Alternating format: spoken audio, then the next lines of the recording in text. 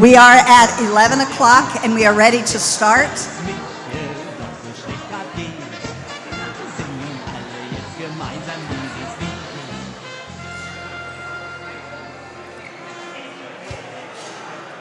I would like to welcome you to the St. Clair County Republican Governor Candidate Forum.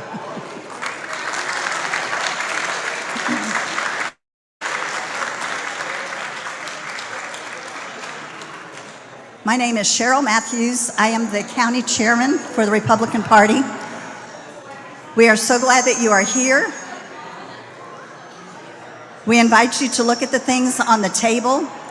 There is an attendance prize connected with the QR code.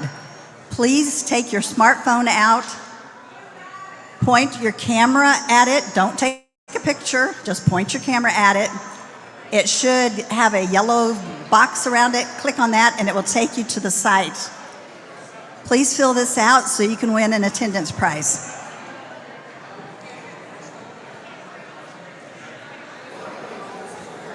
For everyone's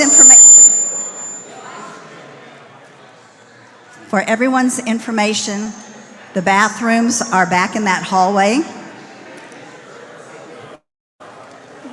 After you take the QR code,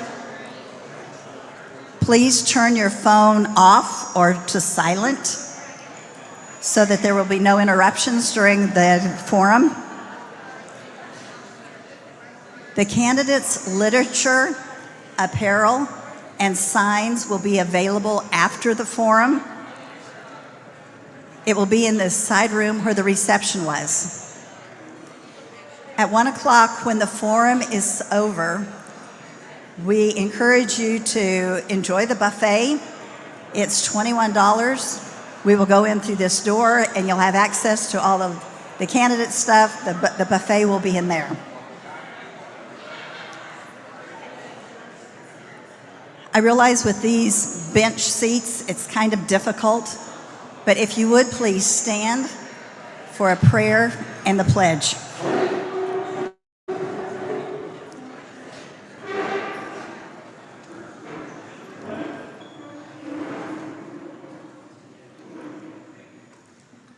Please pray with me. Lord God, we are so grateful for this day, for the time that you are allowing us to be together to hear these candidates. I pray that you would be with each one of them and their families, give them the energy to stay strong in this race until it's complete. Father, we're grateful for our country and for our state, and for each one we ask for your mercy and your grace. We need you desperately. We pray that the things that are said here today, the things that we do here today, would give you honor and glory and praise. It's in the name of your Son, Jesus, that we pray. Amen. Please face the flag. I pledge allegiance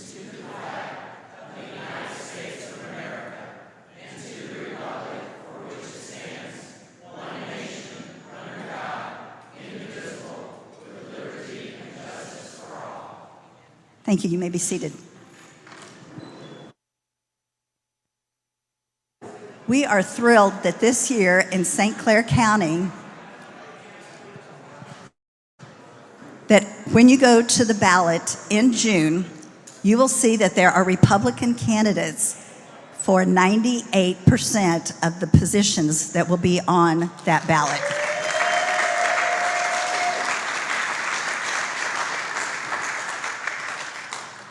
If you are a candidate and your name is going to be on the June ballot, would you please stand up?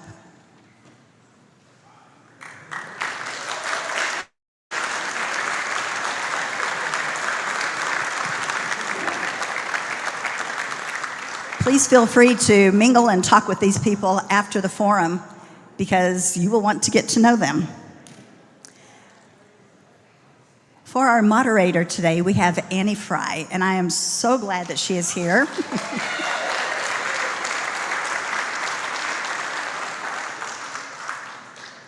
She and her producer have made it possible that this is being streamed on their YouTube channel, our YouTube channel, and Annie's Facebook. Yeah. We will also have a copy of it on our YouTube channel, which will be available after this forum. So now I'm turning it over to Annie.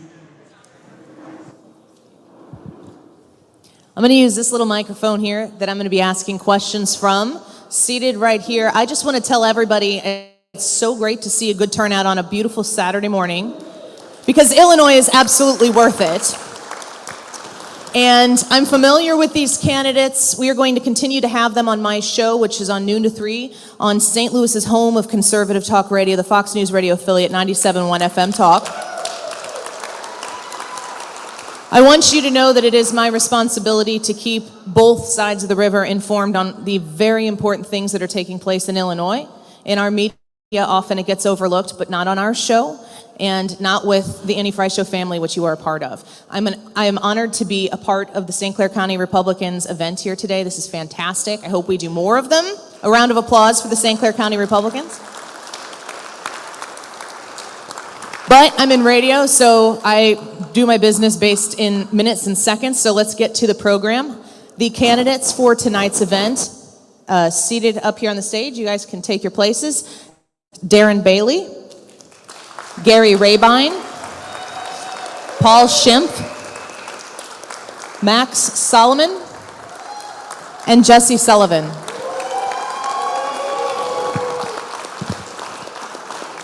Gentlemen, you may take your seats. As they are getting acquainted with one another, the forum tonight is going to be questions that have been prepared by the St. Clair County Republicans, and they will be asked these individual questions and limited in their time response. The timer will be up here, and I've been told the microphones will be turned off pretty much when your time is up, so keep it tight and bright, as they say in the radio business. To provide a 2-minute opening statement, we will begin that shares top priorities for the state if either of these candidates is elected governor. Darren Bailey will be the first candidate asked to provide his opening statement. Darren Bailey, your top priorities for the state if you were to be elected governor. Well, God bless you, and thank you so much for coming out here today. Keep wanting to say this evening. First of all, I want to wish everyone a happy anniversary. 2 years ago today, I filed suit against J.B. Pritzker and won to retake our freedoms and get Illinois back on track.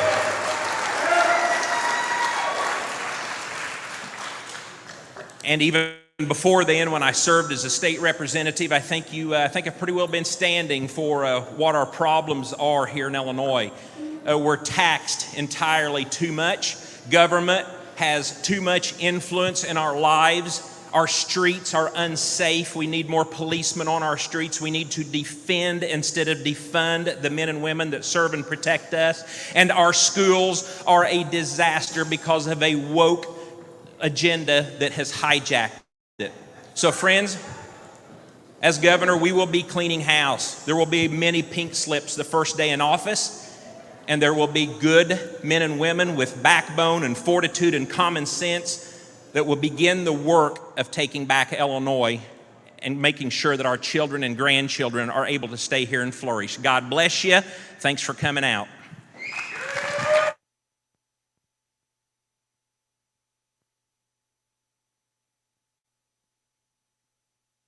Bailey, the next candidate to tell us top priorities for the state if elected governor, Gary Rabine.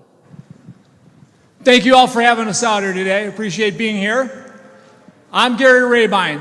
I'm a business builder and a turnaround business builder. So my job in my last 40 years has been building little businesses into bigger businesses, building models to work across the country for our customers. Construction services, blue-collar businesses is my specialty. All right? I love turning things around. Done it all my life. There's never been a better turnaround opportunity than the state of Illinois, right? The best. So when we get in the turnaround phase of Illinois, it's going to be Rabine time, and I'm telling you, I can do it. In my education across this country, as I built businesses, I've got to know some of the best minds in economics in our country's history. Art Laffer, one of the best turnaround minds in government in our country's history, is on my team, as well as Steve Moore. These people served Ronald Reagan and Donald Trump. They're now here to serve us, you and I. And we're going to turn around our economy by lowering the regulatory environment on business like we've never done before. We're also going to improve our economy drastically by lowering our property taxes to be average of the country instead of the highest in the country. These two things will make our state a state where people start moving in again. And my moonshot, as I do in my businesses, is this. By 2025, Illinois will be the state with more people moving into it per capita than any other state in America. That's my goal. Gary Rabine, it's Rabine time. Thank you, Gary Rabine. Our next candidate to talk about top priorities for the state if elected governor is Paul Schimpf. Well, hi folks. My name is Paul Schimpf, and I'm running for Illinois governor because Illinois needs common sense conservative leadership that we can trust. Now, I want to thank you all for giving up your Saturday afternoon to come out and listen to us, St. Clair County Republicans. This is a great event. Thank you. Annie, thank you for coming out and moderating and also everything you do to spread the conservative message in St. Louis. Most of these campaign events are either up north or they're on a school night, so I don't always get to have my lovely bride, Lori, here with me, but I want to say thank you to Lori for coming out today as well. Folks, most of you all know me. I was the state senator for the 58th district, so I represented part of St. Clair County. I pointed out how ridiculous it was that J.B. Pritzker didn't understand the science. He was using the wrong metric, and then he was using bad data. So I fought back against J.B. Pritzker when I was your state senator. Before that, I spent my adult life in the Marine Corps. I was an infantry officer and then a prosecutor in the Marines. Thank you. No, I always appreciate the acknowledgement. Coolest thing I got to do as a prosecutor was I worked the Saddam Hussein trial when I was in Iraq. And once you've dealt with Saddam Hussein, the ace of spades in Baghdad, you know what? You're just not intimidated by anything in Illinois politics. So we are going to restore trust in the people of Illinois. That is our number one priority. Trust people, not the government. Thank you, Paul Schimpf. Our next candidate to talk top priorities for the state if elected governor, Max Sullivan. Thank you. 5 things. 5. The first priority for me would be to bring God back into politics.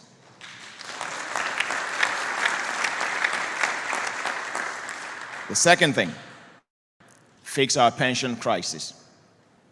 CPR for Illinois, constitutional pension reform. Thank you. The third thing, consolidation of government. Illinois has gotten too big. Over 7,000 units of government. We're the first in the nation. We need to consolidate. 4, education reform.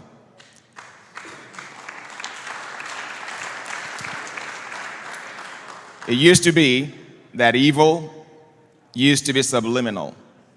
Evil is not subliminal anymore, and they're going after our children. They're going after future generation. We need to stop that.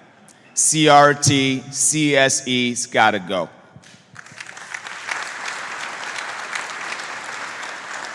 5, the Illinois Republican Party needs to compete again. We've given up. We've given up on Cook County. We've given up on many of these counties. All 118 state rep and all 59 state senators will be competed, will be contested. Thank you. Thank you, Max. And our final candidate to talk his top priorities for the state if elected governor, Jesse Sullivan.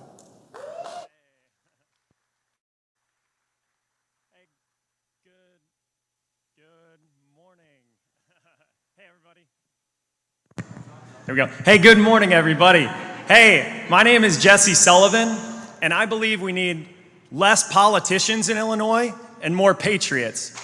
More patriots. And when I look out at this room, who shows up on a Saturday morning like this to support getting good government back in the state of Illinois, because right now we are engaged in a battle. To me, this is not just a partisan battle. It's not just Democrats versus Republicans. This is a battle around our core values. This is a spiritual battle. And right now, the left is winning in the state of Illinois. The extreme left is winning. They are indoctrinating our kids with sexuality in young ages. That is wrong. They are celebrating the killing of unborn children. It's moved beyond rare to actually celebrating this fact. To me, that's disgusting, and they are robbing us blind with their taxes and corruption. We need outsiders who are willing to step in, next generation conservatives who say enough is enough. You have two choices in the state of Illinois. You can either move and leave like 120,000 of our neighbors have done in the last year, or you can stand up and you can fight back. Well, I am a patriot, and I've decided to step up with all of you so we can save our home. Let's save Illinois together. Thank you. Thank you, candidates. Next up, we are going to go through a list of common questions. Each candidate will have 90 seconds to answer the question. Once each candidate has provided their answer, each candidate will have an additional 30 seconds to expand on their original answer. The first question goes to Gary Rabine, and it's on the economy.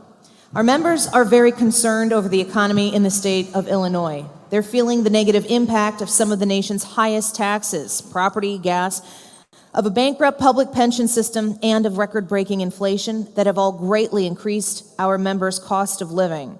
In addition, Illinois' economic recovery from the pandemic is lagging that of our neighbors. Gary, what are you specifically going to do to improve the economic lives of our citizens? Please discuss your specific strategies for lowering property and gas taxes and decreasing the burden of Illinois' public pension system. So we are the most abusive state in the country in many facets. Property tax is now the highest in the country. Gas tax is second highest, right? Highest unfunded pension liabilities.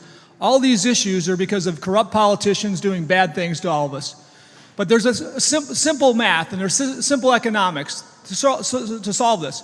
In our businesses, we have to become more competitive to get more work, to get more customers. We have to deliver a great product to do that as well. Competitive nature and a great product. Illinois, they do none of this for us, okay?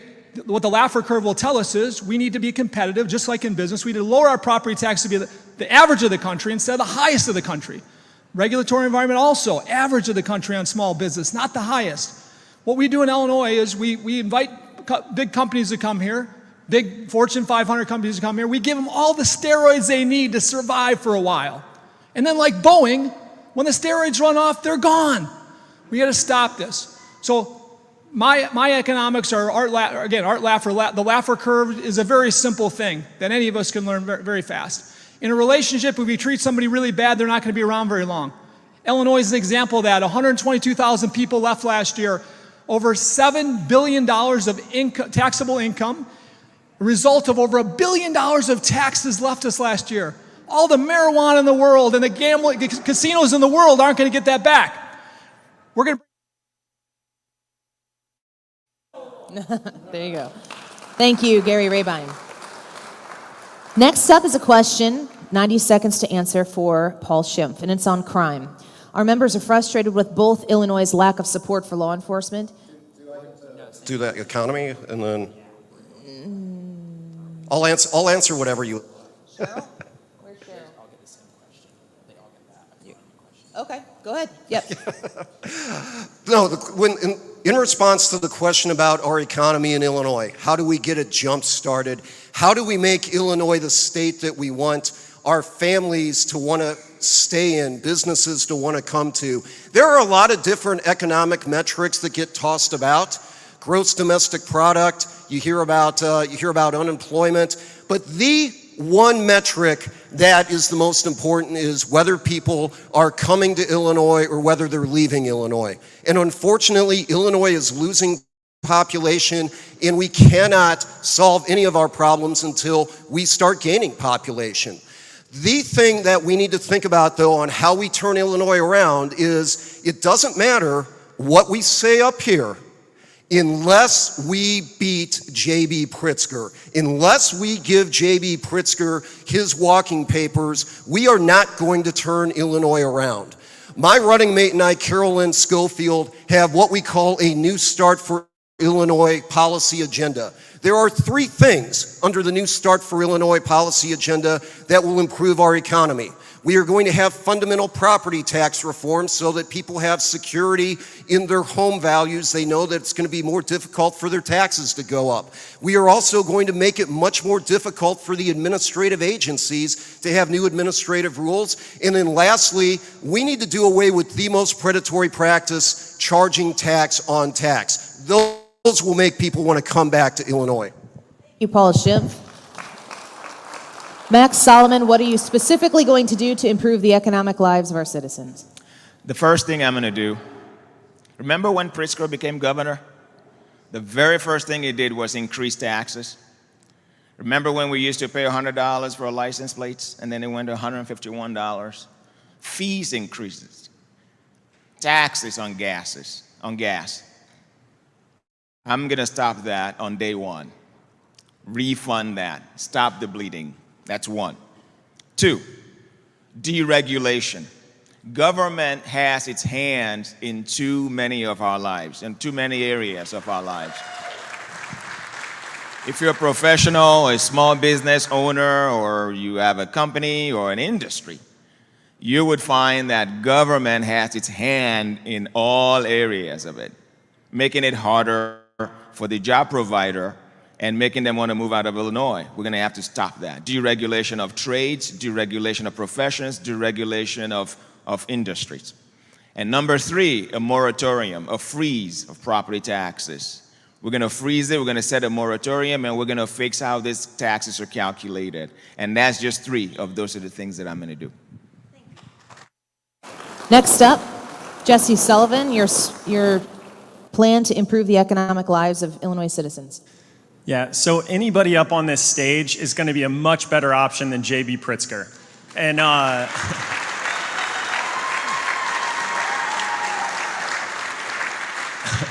I believe this is an opportunity for all of us to gather up here this morning to express our differences. Where are the areas where we differ?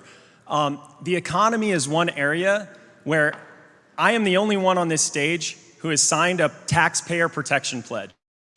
That means I commit to any new tax that it comes across my desk, I'm going to veto it. I'm going to veto that tax, bring out a Sharpie as big as Donald Trump's and put veto on it, because we do not have a revenue problem in the state of Illinois. We have a spending problem.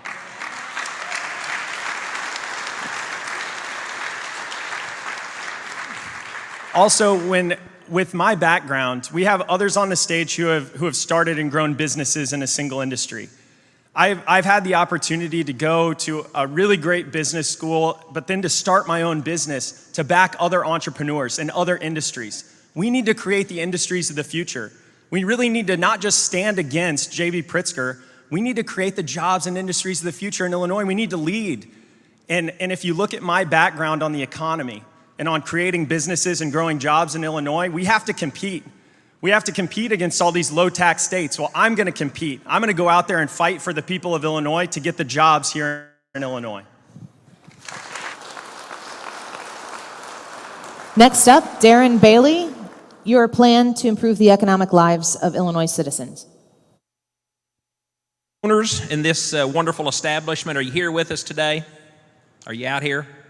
All right, well, I'm not seeing you. This is amazing, and this is an example of what Illinois should be standing for. But unfortunately, because of a gas tax, because of high regulations, guess what's happening to this business here? People are driving across state lines and filling their gas tanks up. And you know what they're doing? You're doing it. We're all doing it.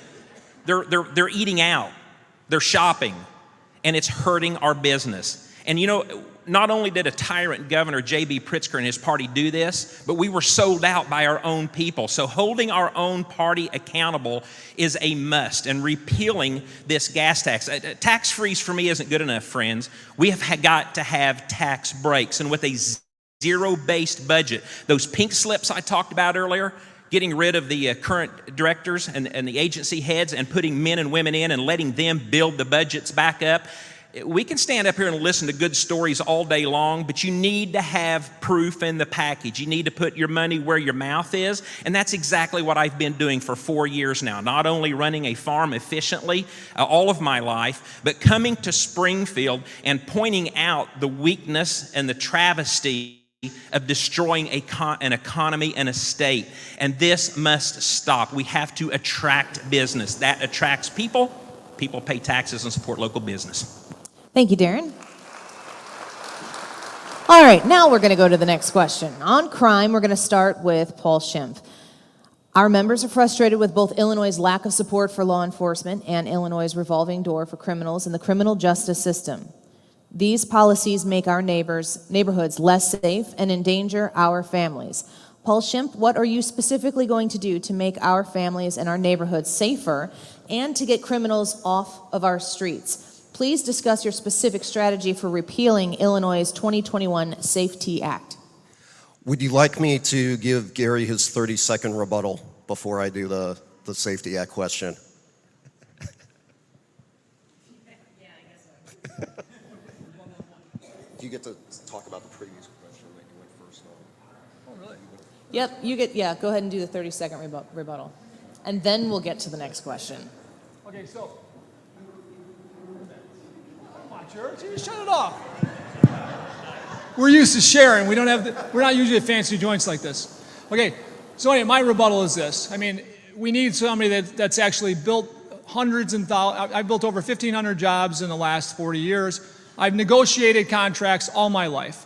We need a negotiator. We need somebody that can negotiate and get actually good policy done for the citizens of Illinois. It takes a negotiator, it takes somebody that's built things and turned around things to do what we're going to do. And I got to tell you, nobody on this stage, all due respect, we got good people on this stage. Nobody's got the experience I have, and nobody's got the team I have. So the next thing I will do to cause chaos is I'll probably accidentally kick the plug undone here. So yeah. So on the question of crime and safety, this is a key issue. And frankly, if the people of Illinois are not safe, they're not going to want to stay in Illinois. And this is something that J.B. Pritzker has failed our state on. When I am your governor, I will do 3 things to try to address the crime epidemic. First, I will stand on the streets with our law enforcement. I'm not going to be cuffing and stuffing people. That's not my job. But our law enforcement heroes deserve to know that they have a governor who unequivocally stands with them and supports them. The second thing that I will do as your governor to address crime is I will veto any legislation that defunds the police or does not give them the training and equipment that they need to do their job. And the third and final thing that I will do as your governor is I will hold myself accountable. Now, we're going to talk a lot on the stage today about stuff that J.B. Pritzker has done that made us mad. The thing that J.B. Pritzker has done that galls me the most is the fact that he has the audacity to run for re-election while crime is spiraling out of control in Illinois. He needs to hold himself accountable. I will hold myself accountable. And if, as your governor, I have not significantly lowered crime levels in Illinois, I will not run for re-election. I will hold myself accountable. Thank you. Up next, we'll get Max Solomon's. You can rebut if you would like. You want to pass? Okay, I think we've covered it, but you have that right. But I would like you to answer that question on the crime question. What are you specifically going to do to make our families and our neighborhoods safer and to get criminals off of our streets, as well as repealing Illinois' 2021 Safety Act? The first thing, ladies and gentlemen, historically, the budget for public safety in Illinois has never been over 5% of our budget. 5%. As a matter of fact, it was 4% last year. That's a travesty. In a state like Illinois with Chicago, in an economy like Illinois, public safety must rank high and first. As governor, I would increase the budget for public safety. It won't be 4% anymore. That's one. Number two, what happened to fighting crime where it's found. Remember 2020? Is it so hard? Remember 2020 when BLM was running around causing chaos? And I was watching TV. Nobody was doing anything because we made the law enforcement, men and women, the criminals, and we made the criminals the heroes. We're going to turn that around. It doesn't take much. It doesn't take much. And finally, I remember when President Trump offered help to Chicago. Remember what Lori Lightfoot said to him? That's not something we can say here, but I'm not going to say that. I'm going to seek help and funding from all sources possible to fight crime in Illinois. Thank you, Max. Jesse, if you'd like 30 seconds to respond to the economy question, you can take that now. Go ahead. Okay. Well, I'll just really quickly say, to fix the economy, we don't need another politician. You know, politicians know the right words to say. We need a business person. We know somebody who actually knows what it means to be able to back, run, invest in businesses. And so that's what I'm going to bring. And we want to look more like Texas and Florida, not like New York and California, the way we're going right now. Great, and so on the crime side, when I am governor, we are going to crack down on crime again in the state of Illinois and make our families safe. We are going to fill every single unfilled vacancy in the police departments, and we're going to surge the National Guard into areas and treat this like the crisis that it is. You know, and these George Soros-funded prosecutors like Kim Foxx, I am going to push back hard on her, and I am going to lead the recall efforts on somebody like Kim Foxx, who's not prosecuting criminals. Any law on the books that coddles criminals, like this anti-police bill, we're going to repeal it.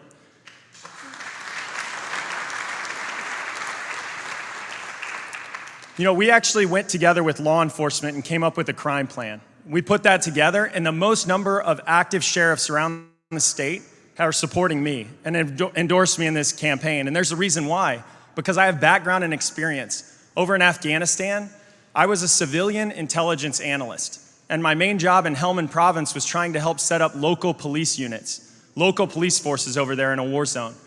We have corrupt war zones now in the state of Illinois.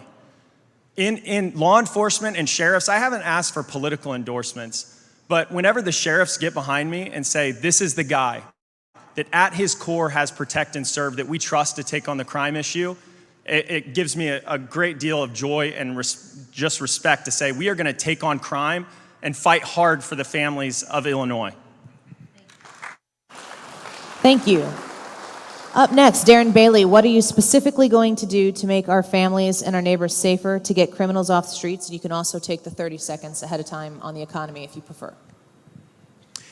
So yes, to the economy, again, friends, you've been to many, many events where you've heard people stand up vying for your vote and telling you what they're going to do, only to watch them show up under heat, under pressure, sell out, and cave in. That being said, it's also easy to be a business owner and do things how you want them to be done. But standing strong when all of those requests are coming at you and standing up for what is right, I'm proven, and I've already done that.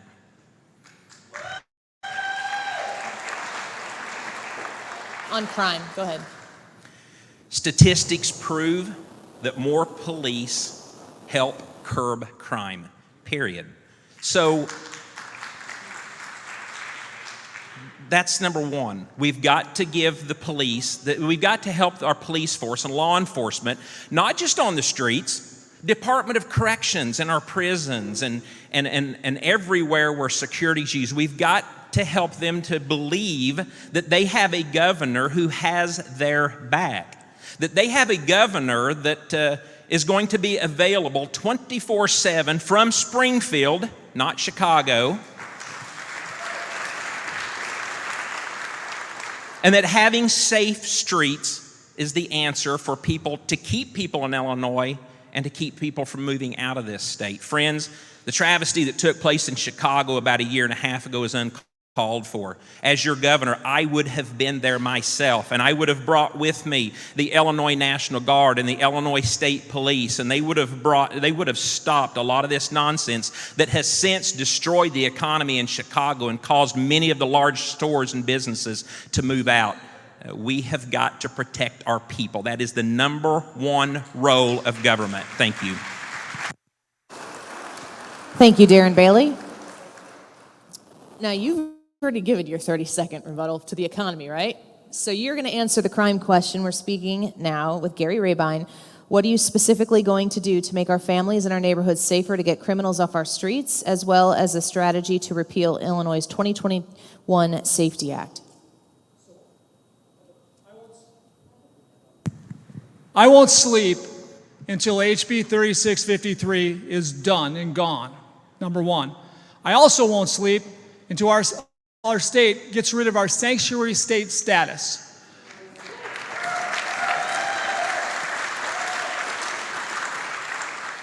And I can tell you, we've investigated this. I've got a person on my team, Jaco Boyens, one of the foremost advisors to Trump on human trafficking across the world.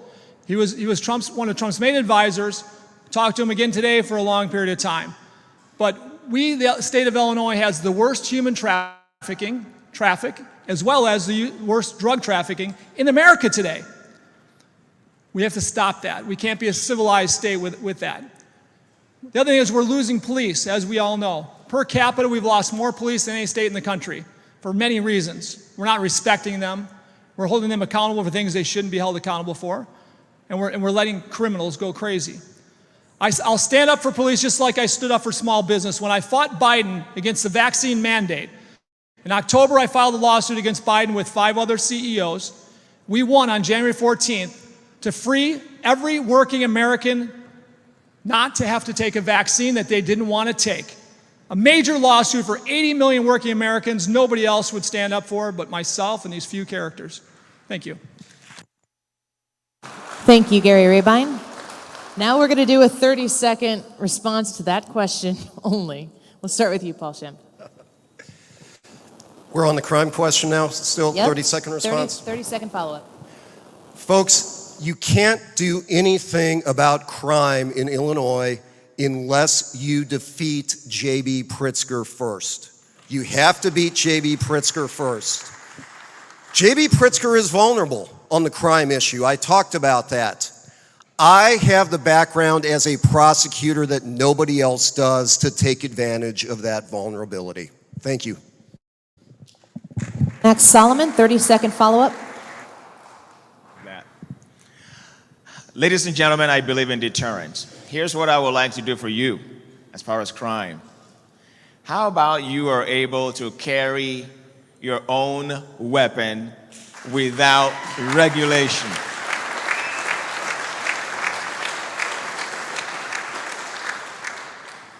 The government is even regulating that, the Second Amendment right.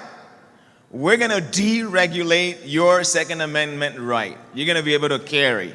If you carry, I don't think any criminal wouldn't think twice before trying to come at you. I don't know about you, but I believe that's strong.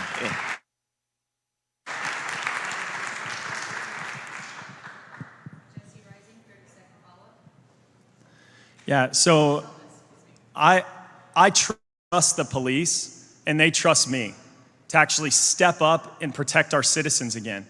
And a lot of people look at these numbers. I went on Fox News and I said, these are like corrupt war zones, like combat zones over in Afghanistan. And Lori Lightfoot tried to raise money off of that to say, look at this right-wing Republican and what he's talking about. And I said, look at the numbers. We lost 750 guys, was the most over in Afghanistan, the worst year of the war. 1,000 people were murdered in Cook County in a single year. This is a crisis situation, and these lives matter, and we need someone who's going to stand up and fight for them. Thank you, Jesse Sullivan. Darren Bailey, 30-second follow-up. Well, there's someone missing here today, and there's no accident that he didn't show up because he's the mayor of the city of Aurora, one of the first cities that became a sanctuary state. A year and a half ago, this person stood and supported BLM. This person, upon the passage of the Safety Act, praised and lauded Governor Pritzker. Friends, this has got to end, and simply by standing up, talking about it, dealing with it, this is how we take our state back and make it safe again. Thank you, Darren Bailey. 30-second follow-up. Gary Rabine. For all the toughest things we can do to stop this crime, on the flip side of this, there's a thing called recidivism rate. We've got some of the worst in the country in Illinois. But there are some jails in our state that do amazing things to get people ready for the working world. And some of these jails are down to 10, 15% recidivism compared to 85%. I've been a job creator and we mentor people into jobs. I've been doing all my life. We're working with a jail right now to improve that rate like nobody else. That's my goal. Thank you, Gary Rabine. Okay, for the next set common question, we're going to start with Max Solomon, 90 seconds to respond and a 30-second follow-up. Our members do not want their young children and grandchildren exposed to CRT with its Marxist roots and to inappropriate sexual topics in their schools. They want teachers to solely focus on academics. What are you specifically going to do to ensure parents are left to raise their children without government employees trying to insert themselves between parents and their children? Please discuss your specific strategy for repealing the Illinois State Board of Education's Culturally Responsive Teaching, CRT, and Leading Standards, and for repealing Illinois' Keeping Youth Safe and Healthy Act. There are some things that I'm going to do on day one. It's going to be January 9th, a beautiful Wednesday, winter morning or afternoon. And if God wills, and I'm sworn in as your governor, that right hand is going to go to banning CRT in the state of Illinois. Day one, done. CRT is done. Day one, comprehensive sexual education, gone. In the long term, we're going to consolidate school districts. We're going to make sure that the parents have the power to raise their own kids. School choice. I believe that the money should follow the student. The parents are the ultimate decider of their children's education. I believe in that strongly. Thank you, Max. Jesse Sullivan, what are you specifically going to do to ensure parents are left to raise their children without government employees trying to insert themselves between parents and their children? So one of the greatest joys of my entire life is getting to be a husband and a father to a bunch of young kids. My wife and I have 7 children, 2 foster children, 5 young ones, 8 and under. So, yeah, thank you. Thank you. My wife is an absolute saint. And but for me, this is a really personal issue. You will have a governor who's going to be attending PTA meetings. I am going to stand up for parents' rights. And when you overreach and you start to take away these values from our kids, you try to insert yourself as the government, these leftists in government that say sexuality and indoctrination and gender as a choice in 2nd grade. This is wrong. I mean, they mess with our economy, they mess with, the border, they mess with all these things. But when you step in between a parent and their child, you have gone way, way too far. So if you are a parent out here or a grandparent and you are looking for someone who is as adamant and as strong of a fighter on this issue as you are, then come look at my campaign. Come join my campaign. Because in me, you will have a fighter for parents' rights in the state of Illinois. And Max Solomon was right. When it comes to school choice, this is the ultimate objective. Whenever parents can actually choose, where do I want to send my kid to school? If you're going to teach this garbage, I'm going to put my kid over here, or I'm going to homeschool them, or I'm going to opt out of the system, because we have to get parents back in the driver's seat. Thank you, Jesse Sullivan. Darren Bailey, what are you specifically going to do to ensure parents are left to raise their children without government employees trying to insert themselves between parents and their children? Well, I ask you not to listen particularly to what I say, but take a look at what I've done. I served for 17 years on the North Clay School Board from 1995 to 2012. got off the school board to create room for people to become better leaders and get involved. And God opened the door for Cindy and I to start Full Armor Christian Academy, 2 locations, 360 students, preschool through high school. I know education. The Illinois State Board of Education, we've heard a lot about them this year, haven't we? Do you know how they get their positions? Governor appointment. That's how we begin the change, putting the right people in charge of these agencies and holding them accountable. But they must be men and women who are freedom thinking, who love children, who love the future of our state, and will stand up and will not cower and back down. So CRT, that was written into the rules. CRT can be written out of the rules. Our sex ed bill, SB 818. You want to know who the proponents of that bill were? Because I sat for an hour and a half debating in the Education Committee in the Senate, Illinois Education Association, and Planned Parenthood. They were the ones that had an answer for every of the 20 plus questions that were asked that day. And it is egregious. We must take back our children's future because their future is the state's future.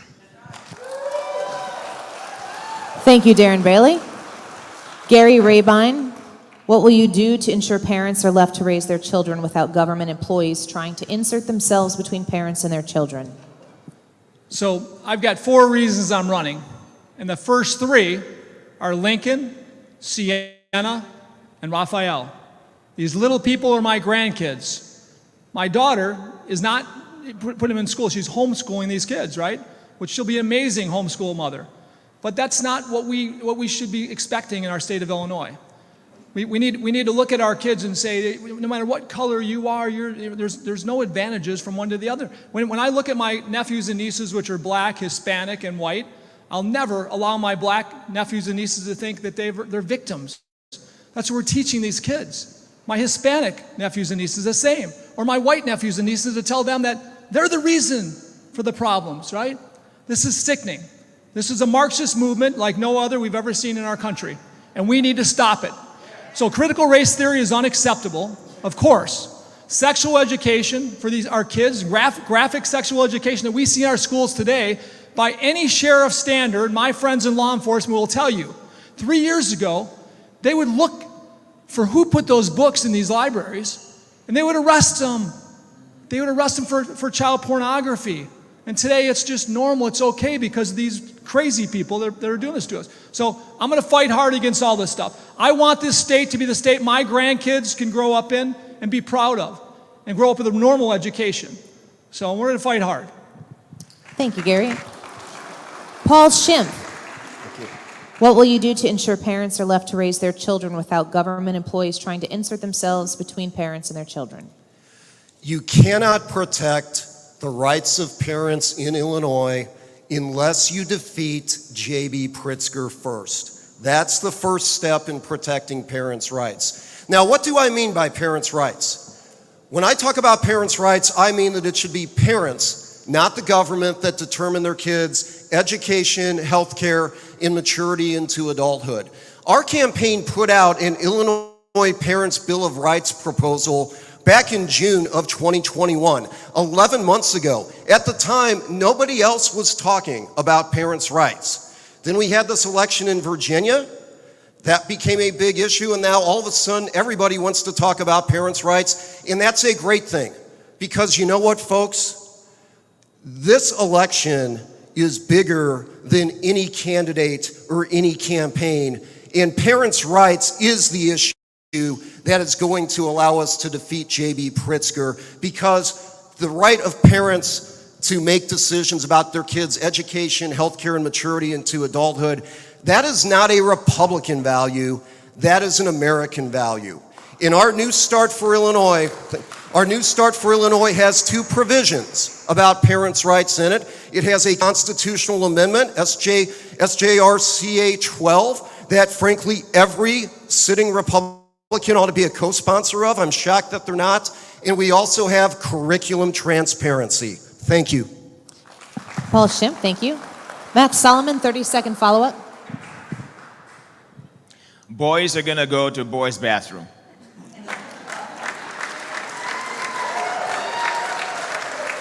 Girls are going to go to girls' bathroom. Your sex is what you're born with. And you're not going to change that on your birth certificate.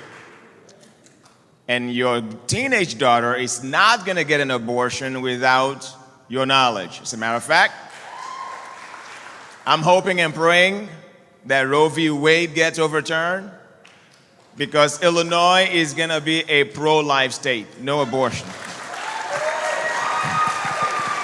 Jesse Sullivan, 30-second follow-up. You know, something that ties in with both crime and parents is the role of fatherhood in our society today. It's been lost on us. We need to prioritize the role of fatherhood in our society again today. There is an attack and assault from the left on the American family right now. The traditional nuclear family, there is an assault on it. We need people who are strong-willed to step up and say, enough is enough. We are going to fight for the American family again. Thank you, Jesse Sullivan. Darren Bailey, 30-second follow-up. This great constitutional republic is a republic of we the people. Friends, take your schools back. Run for school board and take it back. That's how we do this. Don't rely on the state or the federal government. Take it back. These lockdowns and shutdowns were unacceptable, but we let it happen. Take it back. Thank you, Darren Bailey. Gary Rabine, 30-second follow-up. So we had a governor, as we've been saying, it's terrible. 46th best out of 50 states when it comes to measuring the result of COVID, our education results, right? Our crime results, and our economy. 46th out of 50. The fourth worst governor in the country. So what do? Exactly the opposite.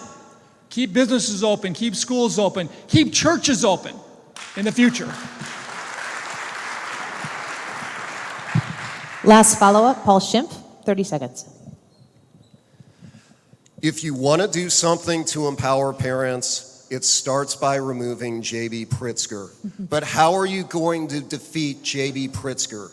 That's the question we need to be asking. And in order to defeat J.B. Pritzker, you have to do three things. You have to unify the Republican Party, you have to get crossover votes, and you have to survive the $100 million character assassination that we know is coming. Folks, I have a legislative record. You know where I stand. I can unify the Republican Party.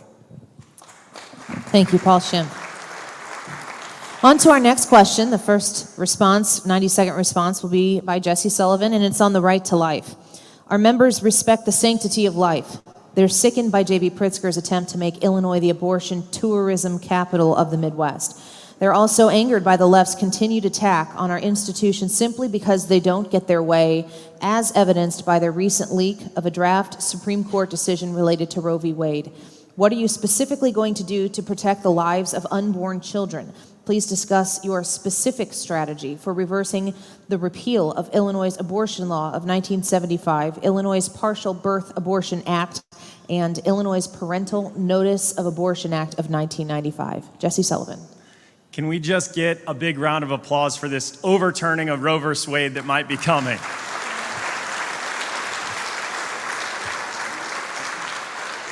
This is where you really get to see the difference between establishment Republicans and those who are true conservatives. Who will stand up on this issue and lead? When I found out this news, I dropped to my knees with my family and we said a prayer. How amazing to be able to pray in gratitude for all the lives that are going to be saved because of this ruling. And then we said the pledge. And honestly, during my lifetime, I looked at the flag differently because we are going to be protecting unborn children in this country. But now the front lines, where does it become? Right here in Illinois. This race now, it is a matter of life and death. Who is going to stand up for unborn children in the state of Illinois? We have late-term partial birth abortions, taxpayer-funded abortions with no parental notification.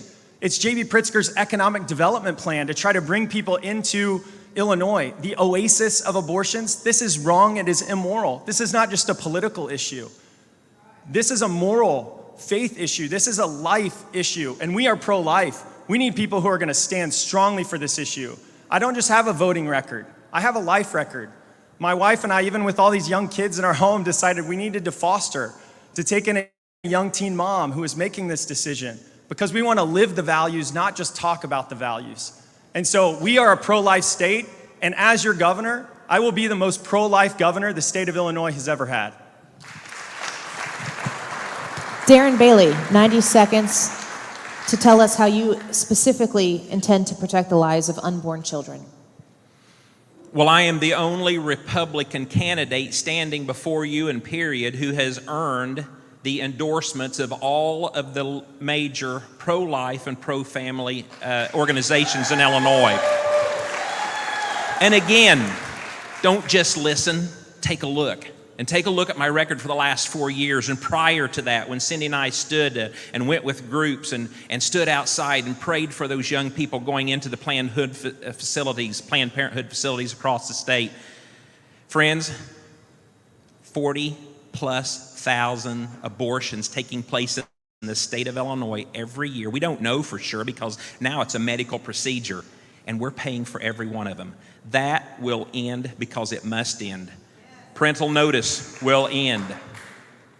And friends, listen, making abortion illegal isn't the only answer. We must make abortion unnecessary. And when my administration partners with civic organizations and churches, and we come up with real answers, Illinois will indeed be a showcase state for the entire nation as we begin to truly respect and support life as God intends. Thank you.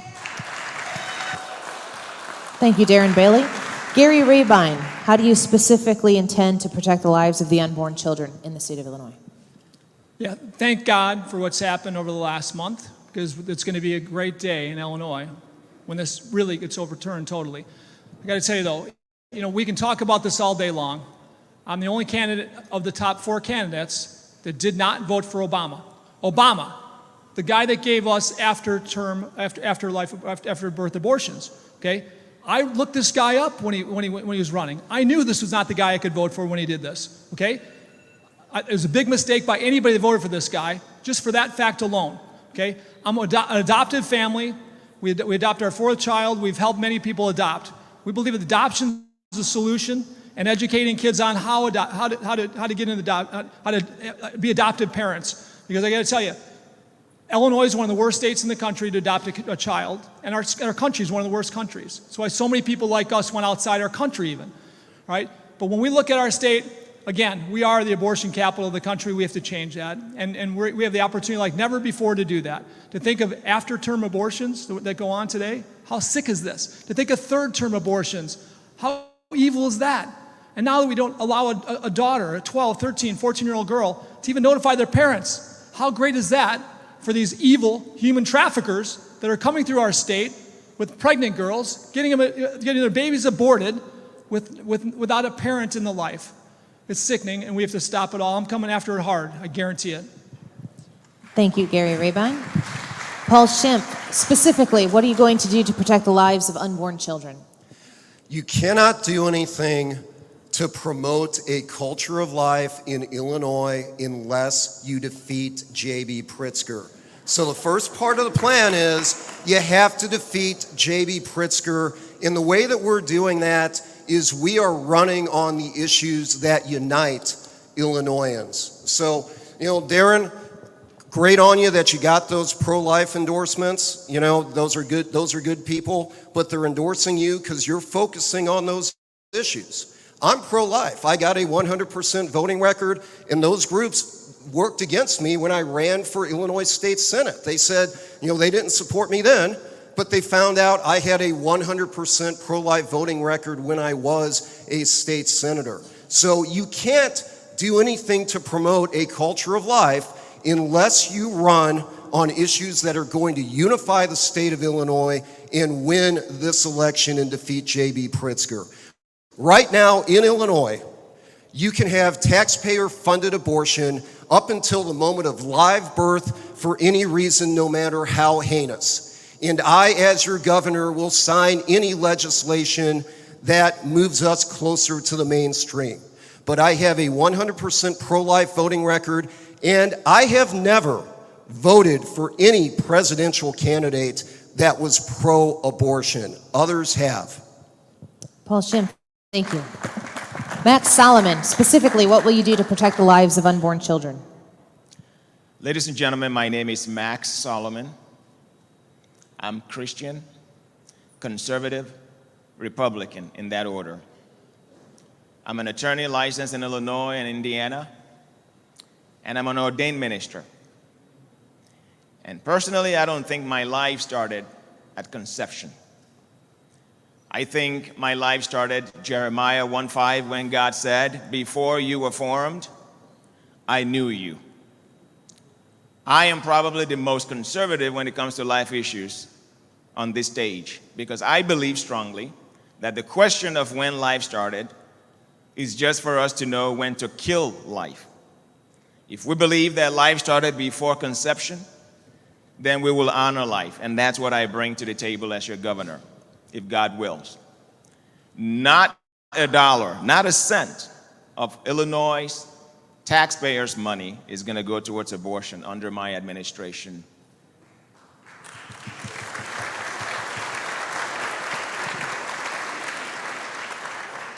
I believe strongly that you have to bring your faith with you to your politics. Remember, I said God first in everything. Bring God back into politics. When we gather around and we're trying to find out which Republican candidate is pro-life, then something is wrong. We all should be pro-life, without question.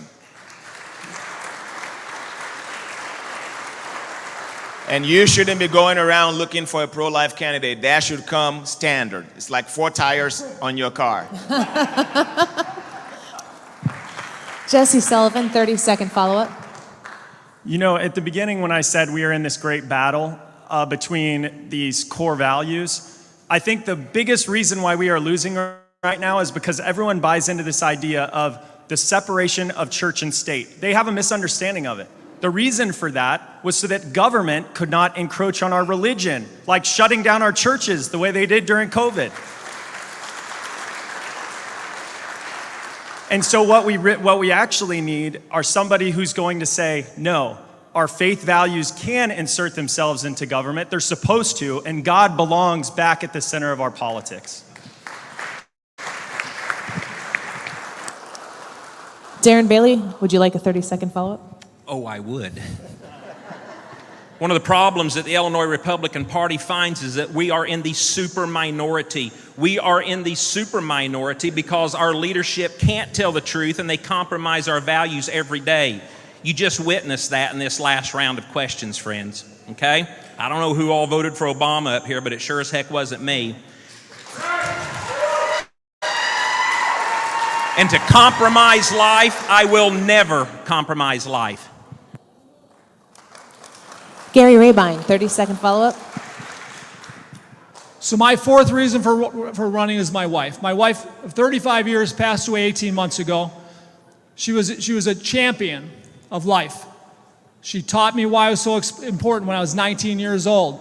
We invested in it our whole lives. Invested in ultrasound machines every chance we got. Invested in building CASA of our county back 20 years ago, which is a great CASA. If you guys know Court Appointed Special Advocates, a great organization. We'll continue to invest in it, and I'll fight for life for every last breath I have. Thank you, Gary. Paul Schimpf, 30-second follow-up. We've learned the hard way as Illinois Republicans that talk is cheap. 8 years ago, I was in the room and heard with my own ears when Bruce Rauner said that he was pro-life. And then what did he do? He signed HB 40. Folks, I have a voting record. You know where I stand. And even beyond that, Dick Durbin killed my federal judge nomination because I was pro-life. So you know that I am pro-life. Thank you. Max Solomon, 30-second follow-up. I'm going to echo what Jesse said. You've got to bring your faith with you. You have to. Every one of us, every single one of us has a frame of reference. When you come to a decision making, when you come to a place of decision making in your life, you have to check with some kind of ethics that you have, some maxim. For me, And for some of the candidates here, it's our faith.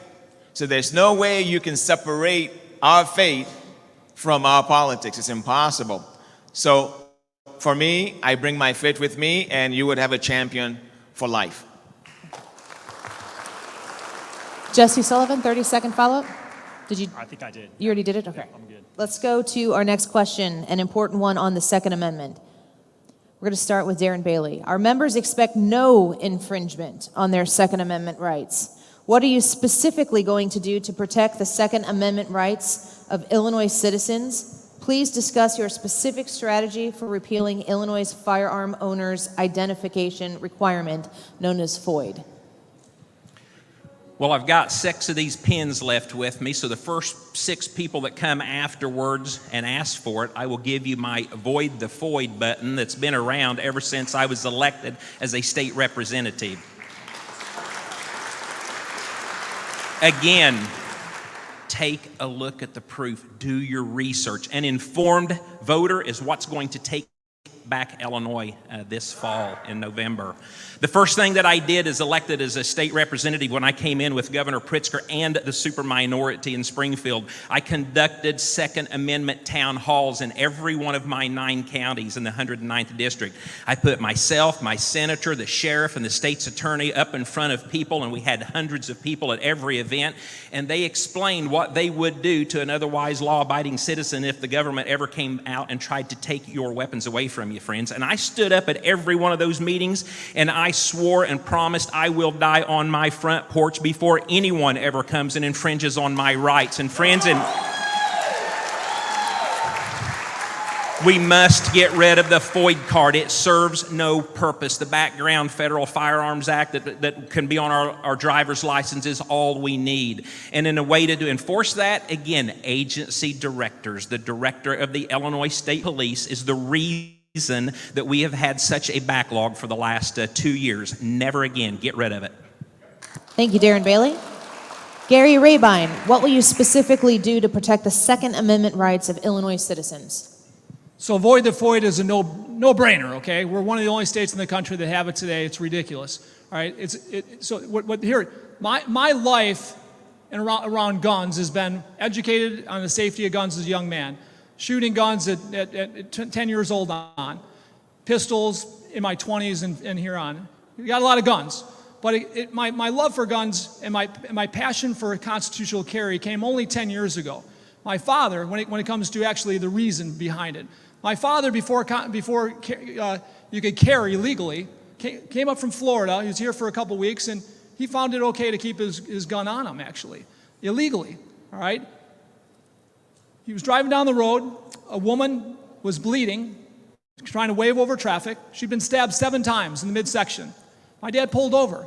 She said, "We got to go fast. You got to get out of here quick. He'll kill us both." He goes, "We're not going anywhere, dear. We're staying right here. I just called the police. They're on their way." He pulled his gun out. He had a .38 on him. And he said, "We're staying." He goes, let them come. The police came, the police and ambulance came shortly, within like 5-6 minutes. If he would have taken off, if he didn't have a gun, he would have taken off to a denser area, a town that was further away. This girl would have bled out. She was forced into an induced coma. She woke up 3 weeks later, talking about her guardian angel, the guy that carried a gun illegal at that point, right? Saved her life. So I believe in constitutional carry. There's nothing else. That's me. Gary Rabine, thank you. Paul Schimpf, specifically, what will you do to protect the Second Amendment rights of Illinois citizens? I'm going to sound like a broken record here, but that's okay. It bears repeating. You cannot defend the Second Amendment rights of Illinois citizens unless you defeat J.B. Pritzker first. And to do that, you have to survive a $100 million character assassination that's coming. You have to be able to get crossover votes. You have to get Democrats to vote for you. But then you also have to have a unified Republican Party behind you. If the Republican Party is not unified, you get blown out. Bruce Rauner found that out in 2018 when he had abandoned conservatives. Mark Kirk found that out in 2016 when he had abandoned conservatives. But even Bill Brady found that out in 2010 because Bill Brady spent too much time running on the social issues, and the more moderate suburban voters didn't show up, and Bill Brady snatched defeat from the jaws of victory in 2010 and lost to Pat Quinn. So you have to be able to unify the party. I have a conservative Second Amendment voting record that can do that. And the thing that I will do, in addition to, I sponsored the Void the Void, Repeal the Void, all that stuff. But the thing that I can do for you is I have the expertise, having been on JCAR and understanding the Illinois Administrative Procedures Act. We will rewrite the gun dealer licensing legislation so that is not putting our small gun dealers out of business. Thank you. Thank you, Paul Schimpf. Max Solomon, specifically, what will you do to protect the Second Amendment rights of Illinois citizens? I would do everything in my power to protect the Second Amendment rights of all citizens. Ladies and gentlemen, I was actually born in Lagos, Nigeria. The best day of my life was the day that I raised my right hand and I became a citizen of this great United States of America. I raised my right hand and I took an oath. I swore to support and defend the Constitution of the greatest nation in the world, on earth. And here's one thing that we go through. We have to take the test. We have to actually study the Constitution. We have to read and study it and take a test on it. The last I checked, the Second Amendment was part of that Constitution, right? So I stand before you not only as a man who believes that you have the right to defend yourself, to carry a gun without government regulation or infringement. I also stand before you as a man who took an oath to make sure that's the case. For me, it's a matter of integrity, of holding on to that oath that I took, and supporting every law-abiding citizen of the United States of America of their right to defend themselves, and not only that, to conceal carry whenever, whatever they choose to carry. Thank you. Jesse Sullivan, what will you do to protect the Second Amendment rights of Illinois citizens? So I'm a social, a fiscal, and a constitutional conservative. I believe that all of our rights, they flow from God, not from man. The Constitution just says, hey, we're going to enshrine these rights that flow from God. We got the First Amendment, we've got the Second Amendment. I think we have a group of people who don't understand that today. They try to infringe upon those rights. We absolutely need to void the void card. That is so clear we need to do that. I grew up hunting, with my grandpa in the cornfields of central Illinois. And it's become a lot more than just about hunting. Now I have an M9 Beretta, the same model of weapon that I carried over in Afghanistan to protect my family. That is my right to protect my family. And you look at Chicago, some of the most strictest gun laws in the nation. What good is that doing them? And you have Lori Lightfoot and all these. Let's talk about the person who's not here. Richard Irvin, whenever he had an incident in Aurora, he decided to sign on to a letter with Lori Lightfoot to actually infringe upon our Second Amendment rights. Let me repeat that. Signed a letter with Lori Lightfoot to take back our Second Amendment rights and infringe upon those. All of us, you get clear conservatives on this issue. We have to take a deep look at this race. We need somebody who's going to fight for our constitutional conservative values in the Republican Party. Thank you. Darren Bailey, 30-second follow-up.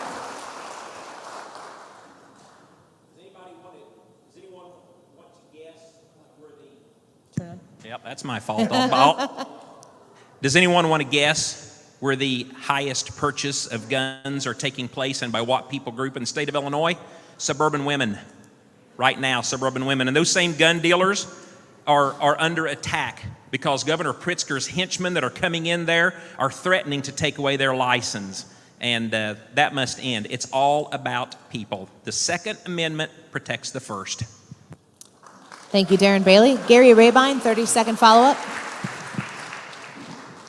Yeah, most of you in this room understand this, I'm sure, but the cities with the biggest gun laws, the most gun laws, are the most unsafe in the country. the countries with the most gun laws are the most unsafe. We Americans have more guns than anybody else in the world by 2 or 3 times the next closest in the world, okay? Yet, we're pretty safe, actually. We're somewhere in the top 100 out of 220, okay? Not that safe, but pretty safe comparably.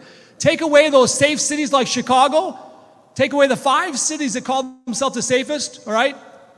We're like number 3 or 4 safest in the world.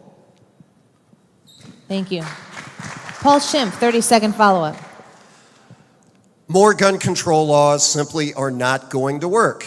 That's something that, as your governor, after I defeat J.B. Pritzker, you will have somebody that is a bulwark against the Democratic General Assembly that is going to keep trying to pass more legislation. I will veto any legislation that restricts our Second Amendment rights, and I have the track record to back up what I've said. Nobody had a better Second Amendment voting record than me as a state senator. Thank you, Paul. Max Solomon, 30-second follow-up. All additional taxes on the purchase of guns and ammos will be repealed. There will be no database where your name and your fingerprints are going to be stored just because you have a gun.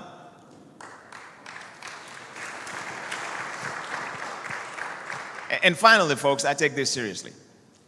If criminals know that you're carrying, or anybody who's thinking about committing any crime at your home, on your body, on your person, and they know you're carrying, they're going to think twice. Thank you, Max. Jesse Sullivan, 30-second follow-up. I'm an outsider to politics, and it is not just these corrupt insider Democrats ruining the state of Illinois. Establishment Republicans that go along to get along, just take the scraps off of the table that fall off the table. Enough is enough. We need people who are going to stand up, be strong on the set of values that we have, and take back this home that we love and save it. In me, you will find a fighter for our constitutional conservative values in the state of Illinois. Thank you. All right, next question. We're going to begin with Gary Rabine on integrity of government and the pandemic response. Our members are extremely frustrated by Illinois' continuing national leadership in government corruption and overreach, particularly J.B. Pritzker's use of executive orders and mandates during the pandemic. Our state government clearly believes that we exist to support it as opposed to it supporting us. What are you specifically going to do to ensure Illinois elected officials who act unethically or overreach in their elected capacity are held accountable? Please discuss your specific strategy for strengthening Illinois' Governmental Ethics Act and how you will decide when to use executive orders while you are the governor of Illinois. Gary Rabine. So I mentioned it briefly earlier, but I've been in the Republican Governors Association for about 6 years, learning from Republican governors, actually advising them in business and how to get business to their states. And I've met some of the best governors in the country. When COVID first began, we had calls that I was on a weekly basis, and I learned which governors that I thought were going to make the best decisions, and which ones, as Republican governors, were going to be not much different than J.B. Pritzker.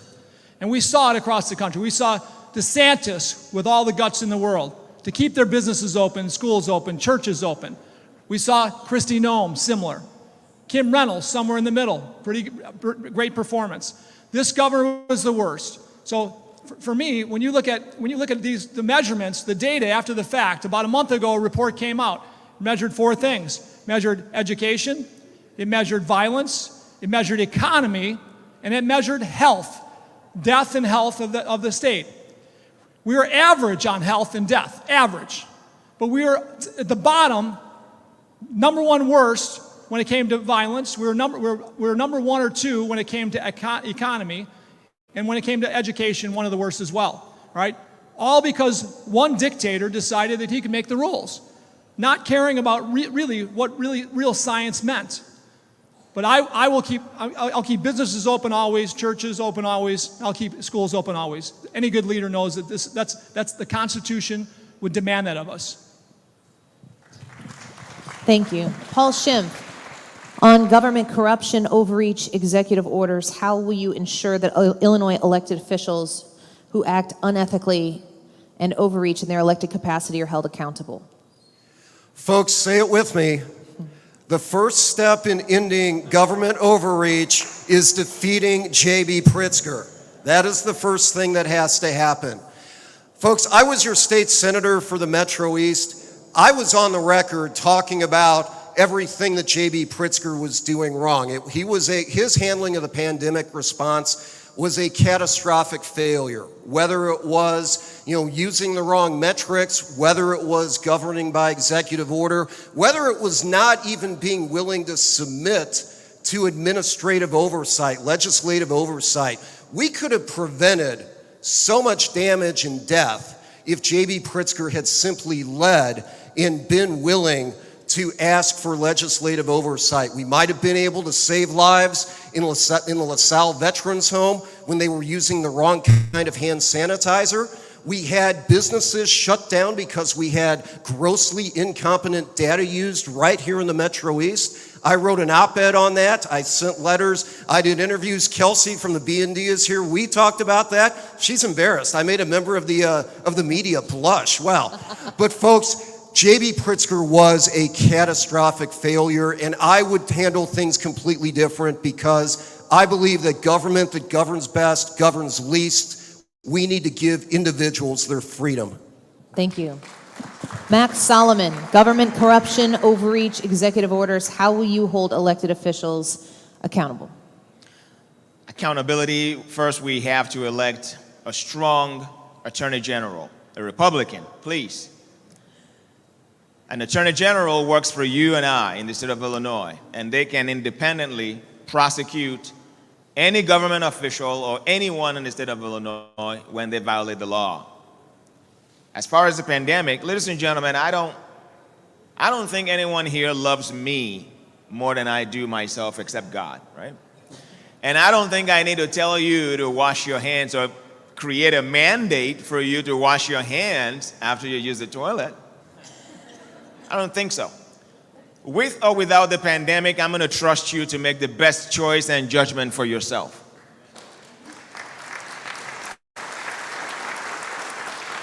I'm not going to shut you down. I'm not going to close your businesses, and I'm definitely not going to close your place of worship. It won't happen. And finally, talking about ethics. Folks, I believe in term limits. What happens when you allow politicians to go on and on and on as they get a sense of invincibility? They don't think they're accountable to you anymore because all they have to do is run on their names or their money and they win again. And of course, the GOP has given up. We don't even compete anymore. Democrats running unopposed. We need to stop all that. Thank you. Jesse Sullivan, overreach, government corruption, the usage of executive orders. How will you hold elected officials accountable?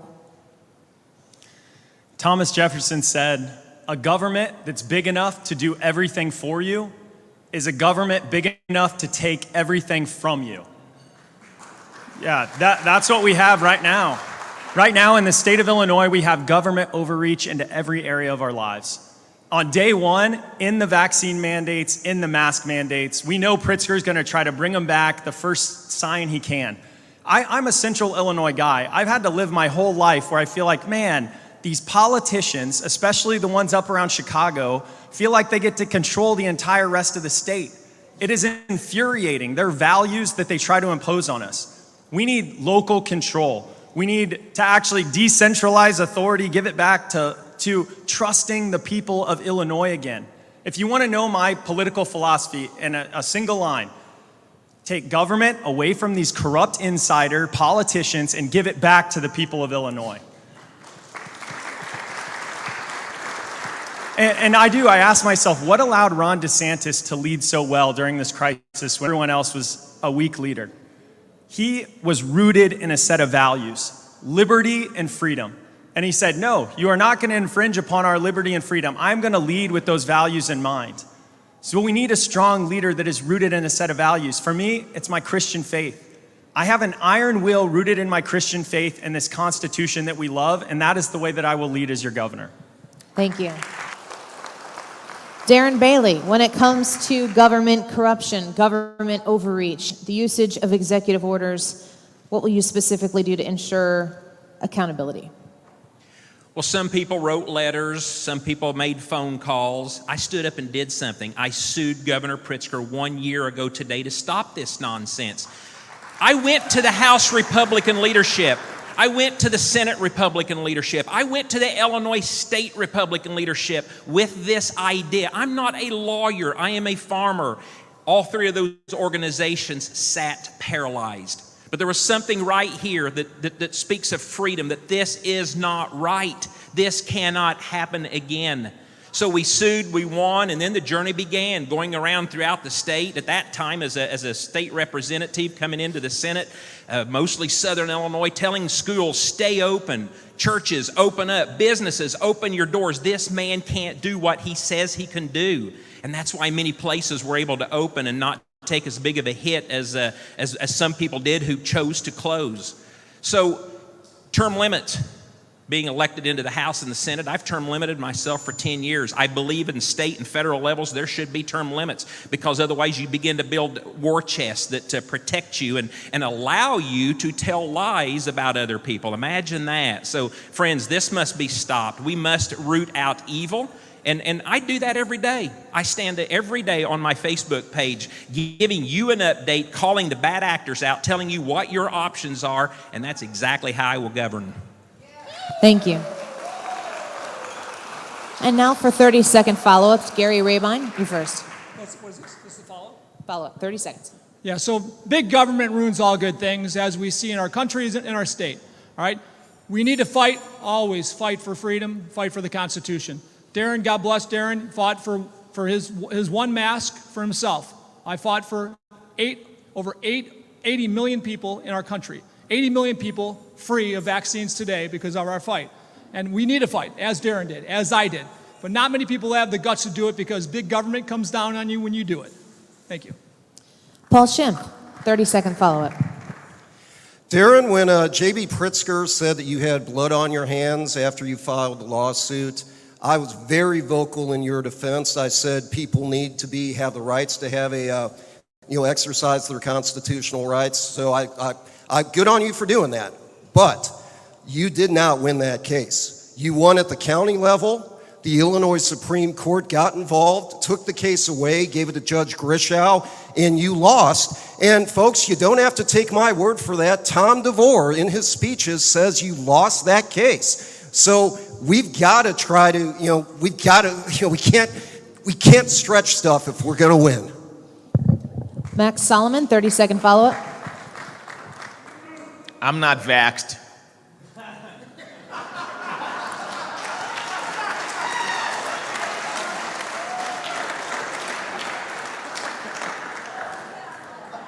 I don't like face masks. But that's me. I don't think government should be able to force you or me to be vaxxed if we don't want to, especially.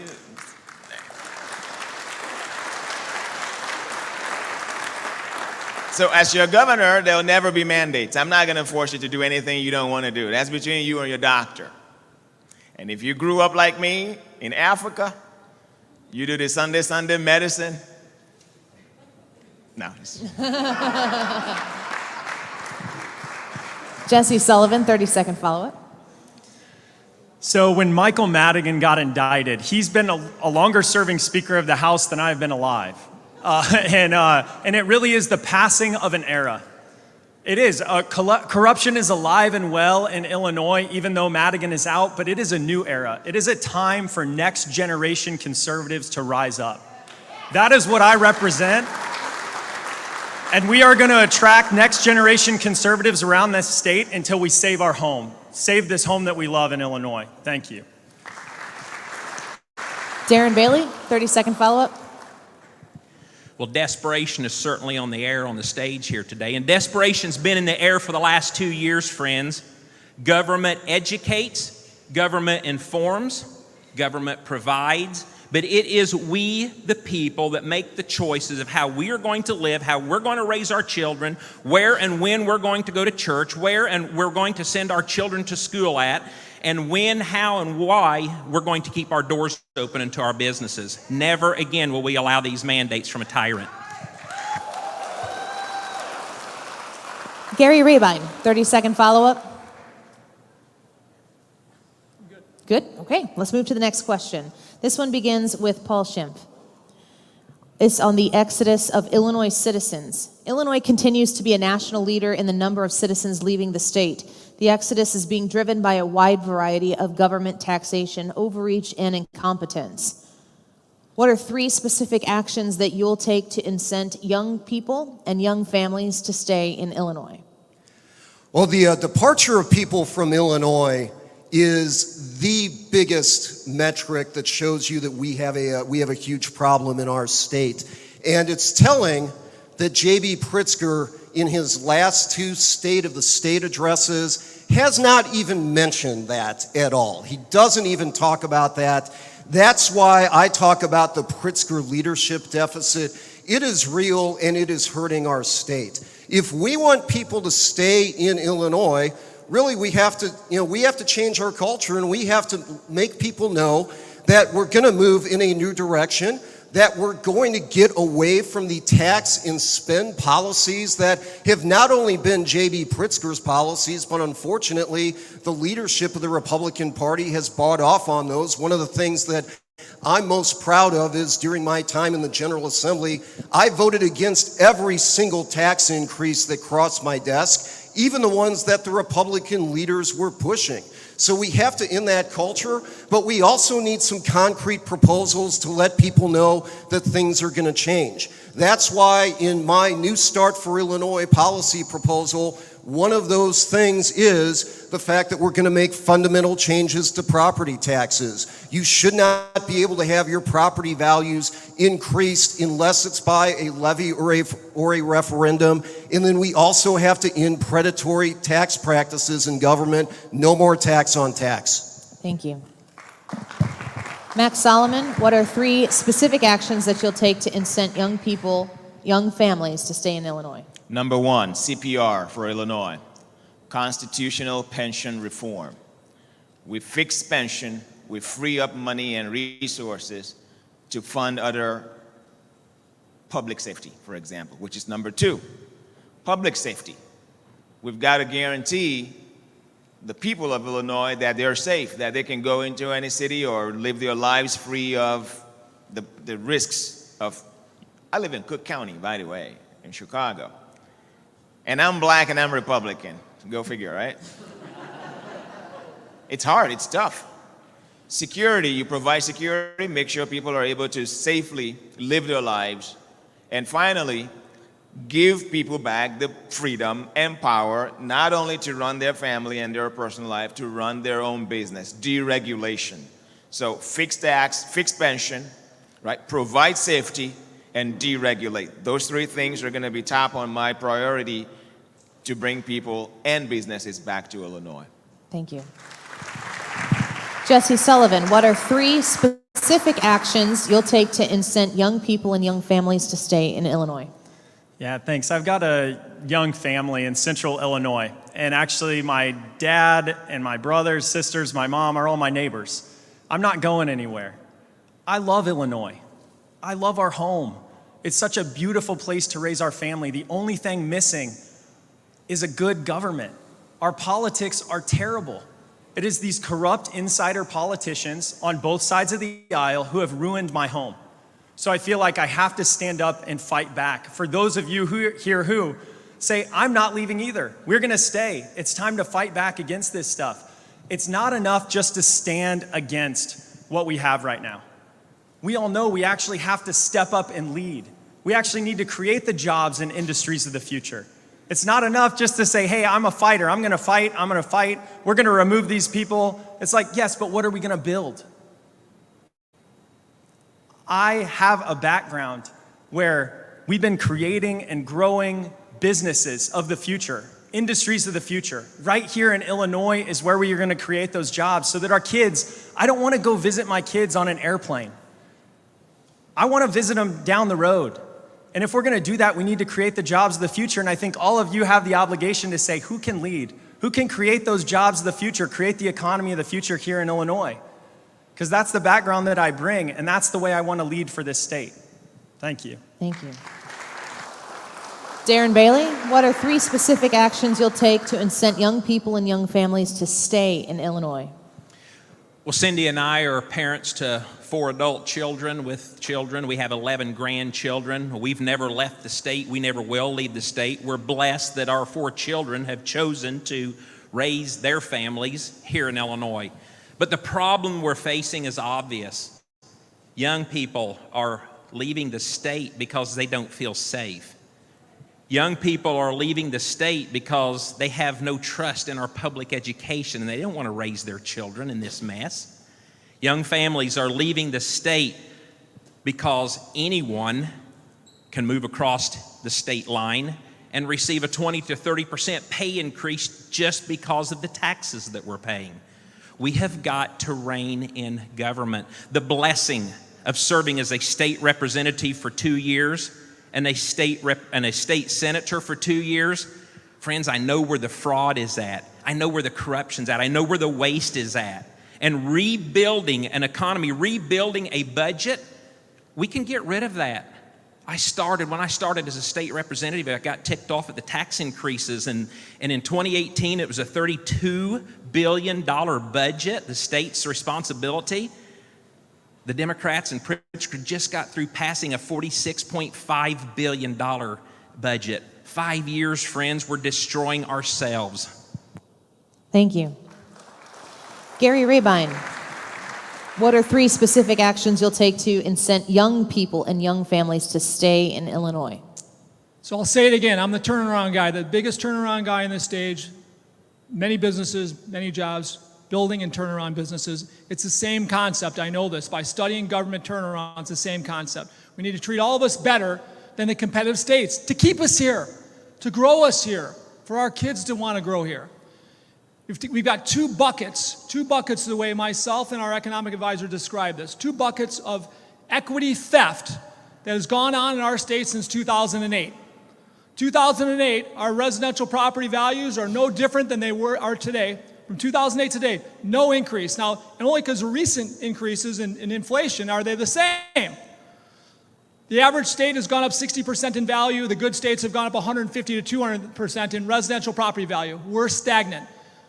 That bucket is worth about $2 trillion of equity theft in our state. But there's an even bigger bucket. It's the one I know well.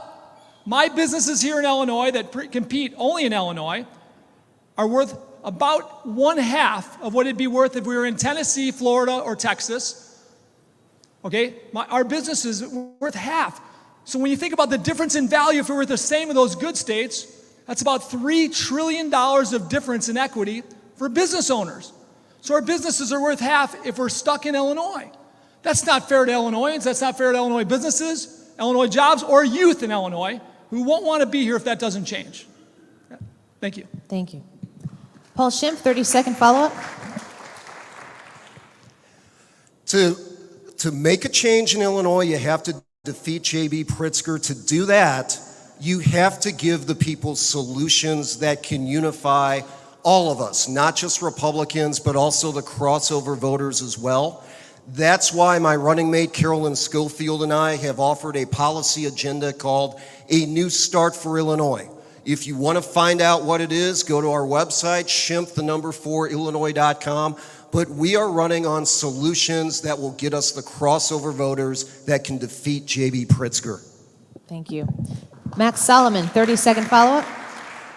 It doesn't make any sense to spend 30 years of your income, of your life, paying off a mortgage, only to lose that property because you owe property taxes. Here's what I want to do as your governor. Every homeowner who's been in their homes, paid 30 years, or paid their mortgage in full, will never be subject to forfeiture because of property taxes. Thank you. Jesse Sullivan, 30-second follow-up. Here in Illinois, we've gotten used to being last, dead last. On all these metrics, everywhere, I don't want to be last. I want to be first. I want to start winning again in the state of Illinois. It's like when Donald Trump came around, he's like, let's start winning again. Let's start in Illinois. Let's be proud to be from Illinois because we are the best. I want to be the best, and if we're going to do that, we need an innovation governor. We need a next generation conservative leader who's going to step up and lead. And that's what I want to be for everyone in the state of Illinois, and join alongside fellow patriots to help save our home. Thank you. Thank you. Darren Bailey, 30-second follow-up. Our next generation usually have three choices. They either go to work, they join the military, or they further their education. We have got to reduce mandates and business regulations to have more jobs who are provided so our young people can find hope in Illinois. SIU's chancellor, her daughter goes to South Carolina for college. One of the state universities in Chicago are going to Purdue. We have got to shake up higher education in Illinois so that we can provide the future that we need for Illinois. Thank you. The final follow-up, Gary Rabine. So kids today can't buy a house in Illinois and think that their mortgage is going to be much less than their taxes. That's not common in our country. The average tax in the country for a home is now less than 1%. Some people say we should freeze our property taxes. That doesn't work. Across the country, property taxes have gone down by a percentage basis, not up. My goal is to lower property tax to the average of the country at 1%, just a shade higher than that average, 1%. And every property value will go up 100% within 6 years in Illinois with that. Thank you. We're going to move to questions that are tailored specifically for these candidates. We're going to have each candidate answer one specific question. Each candidate will have 2 minutes to answer their question. This should take about 10 minutes of our time. The first question is going to go to Max Solomon. Max, how do you respond to the belief that politicians from Chicago don't share the values of voters in Southern Illinois? That's not true. That's not true because you're talking about Democrats.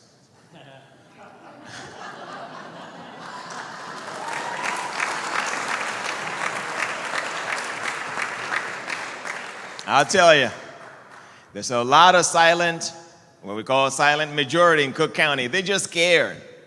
There's a lot of conservatives. Folks, I'm an immigrant. Came to the United States, the best country in the world, for a better life. You know what the Democrats told me when I came to the United States? The Republicans hate you. The Republicans hate black people. The Republicans hate poor people. The Republicans want to kick the immigrants out. But you know what I personally experienced? Those are not true at all. This is not true at all. As a matter of fact, most immigrants are conservatives. They bring their values, their faith to the United States because this is where they can practice everything they represent with freedom. We believe in that.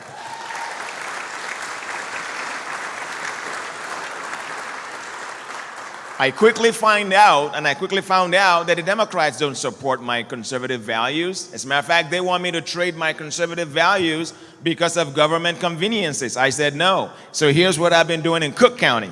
I've been knocking on doors, and think about it for a second. I knock on your door. My name is Max Sullivan. I'm a Republican running for... You're a Republican? Yes. And then that breaks the ice. And then we begin to talk. Ladies and gentlemen, don't give up on Cook County. GOP, Republican Party in Illinois, don't give up on Cook County. There's a lot of us out there that are conservatives. We can make Cook County red again.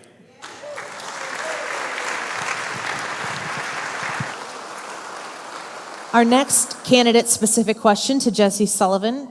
How do you respond to the assertions that a great deal of your financial support comes from outside of Illinois and is tied to supporters of high-profile Democrat candidates? Yeah, so thank you. This is actually a really good opportunity to, whenever you're getting attacked and misinformed with so much lies out there about you, it feels really good to get to answer these types of questions because I'm not a politician. You know, I jumped in from the outside as a business guy, and to step into politics, I had created relationships through that business work, investing in and growing businesses around the country. I worked with these individuals for 6 years, and they said, hey, we believe in you, your character, and we believe in you as a person to take on our politics. And it's really a lie. There's only one person who, just like Donald Trump, has supported people on both sides of the aisle. So those who want to misinform you grabbed a whole list of all the Democrats they've supported. Well, they failed to include the whole list of Republicans that same person has supported. So Tom Cotton is not a Democrat plant, and neither am I, because that is the same people on that same list. And so for me, this is all about these politicians who want to misinform and lie about you because I'm a threat. I'm a threat to the establishment here in Illinois. I do not owe anybody anything.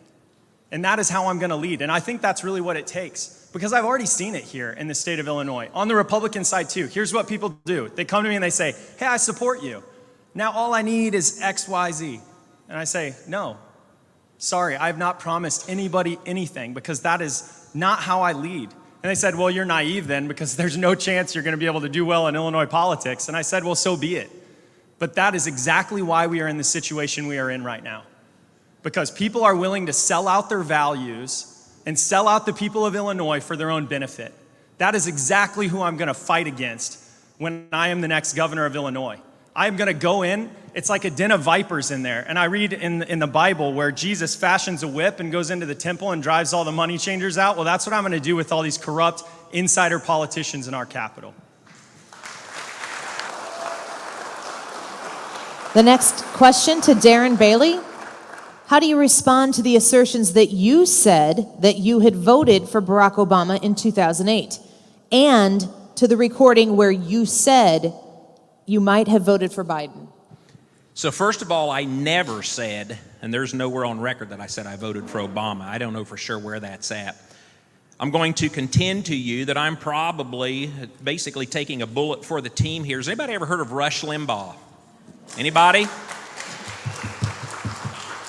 Are you aware of Operation Chaos? Anybody ever heard of that? All right. Cindy and I participated in that. So that was in the election of 2008. Essentially, I was asked that question again into greater detail and spliced, edited. You can hear the noise in the background. I have never supported a Democrat for office, and I never will. And as a matter of fact, I'll take it a little bit further. About 4 years ago, someone running for local office who was a good friend with us went to church with us and asked if they could place a sign in our yard. They were running for a Democrat position. Cindy and I set that person down. We asked one question. We need to know something. Where do you stand on life? And when we saw and heard that person wavered, we said, I'm sorry, but I can't support you. A good friend, someone that we trusted. But friends, we have got to understand what our party stands for. We have got to understand, we've got the answers to everything, life, liberty, the pursuit of happiness. But Republican leadership isn't standing on that. Republican leadership is compromising and selling us out. So how do we fix it? We get involved. We run for precinct committee person. Thank you. We run for office. We run for school board. We take our government back. Don't sit and expect any one of us to go to Springfield and change anything. Don't expect any president to go to Washington and change anything, because without our participation, a government of the people, by the people, for the people, as Ben Franklin said, it's a matter of time before you lose it. Thank you. Thank you. Our next candidate-specific question to Gary Rabine. How do you respond to assertions of personal fiscal irresponsibility that arise over your delinquent Illinois tax lien? That's the guy that called that one out, and it's totally wrong. Illinois never got back to us with that tax lien. Now, we file thousands of taxes every year. Thousands. When we look at all our employees, all the states we work in, thousands. And somebody found one, an Illinois lien, out about $10,000, and another one for $2,000 in Wisconsin that we actually found was one we contended. We didn't believe it, we didn't agree with it, and we settled, and it was settled well before this time that they came up. So of two in the last 7 years were found. So totally wrong. We pay our bills. We're very fiscally. If Illinois was as fiscally responsible as the Rabine Group, we'd be the strongest state in the country by far. So that's how I respond to that. And I got to tell you. So, and when you talk about fiscal, I'm the only candidate of the top 4 polling candidates right now that's not bought. When I say bought, I'm not saying that taking money means you're bought, but the odds are higher that you're owned by that billionaire, whether it's a billionaire from Silicon Valley or a billionaire from Chicago, right? 3 of the 4 have billionaire funded. I'm not. I'm funded by my own money. I've got more skin in the game than anybody else in this race. I started my business with $2,000 as an 18-year-old guy. This means a lot to me. 2 or 3, 4 million, whatever I put in this race, it's a lot of money. But I'm committed to winning this state and making the changes that nobody else can make. So. Thank you. I just have to say I'm really not looking forward to this question after what you Brace what you yourself. asked. All right, the final candidate-specific question to Paul Schimpf. Campaigns use funds raised to influence voters through TV, radio, social media. How do you plan to overcome the influence of the fundraising advantage of the other Republican governor candidates? No, that is a tough and fair question. The reality is, folks, I grew up the son of 2 public school teachers, and then I spent my adult life in the United States Marine Corps. I am not in a position where I can put $250,000 of my family's own money into this race. I just can't. We are trying to really work at the grassroots level. Our support is very localized. We have strong support in the Metro East. We have strong support in the Quad Cities area. We have strong support in McHenry County, where my running mate is from. And we are, they like her better than you. But we have, we are working at the grassroots level. Gary, God bless you, he's always like top 4 candidates or whatever. You know what, folks? If the election were held tomorrow, we would not win. We would not win the primary if the election is held tomorrow, but the election is not going to be held tomorrow. We have 6 weeks left, and as people start to pay more attention, and right now in the polls, the big winner in the polls is not Richard Irvin or Darren. The big winner in the polls is undecided. People are still not paying attention. Most people have not made their minds up. And when you ask people the question, who can do what it takes to unify the Republican Party and defeat J.B. Pritzker, that is the number one thing that people want, is they want J.B. Pritzker to be gone. They want him to go back, and I've used this joke before, but people like it, so I'll say it again. People want J.B. Pritzker to go back to his true calling in life, which is a bathroom renovator. And when they take a look at that, I like our chances. Thank you.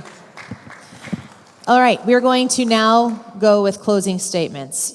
Candidates will provide a 2-minute closing statement that explains to Republican voters why they are the best candidate to defeat J.B. Pritzker in November, and we will begin with Max Solomon.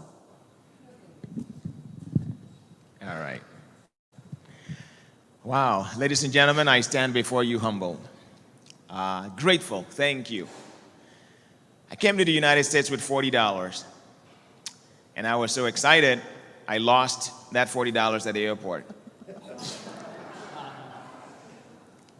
I came in with only hope.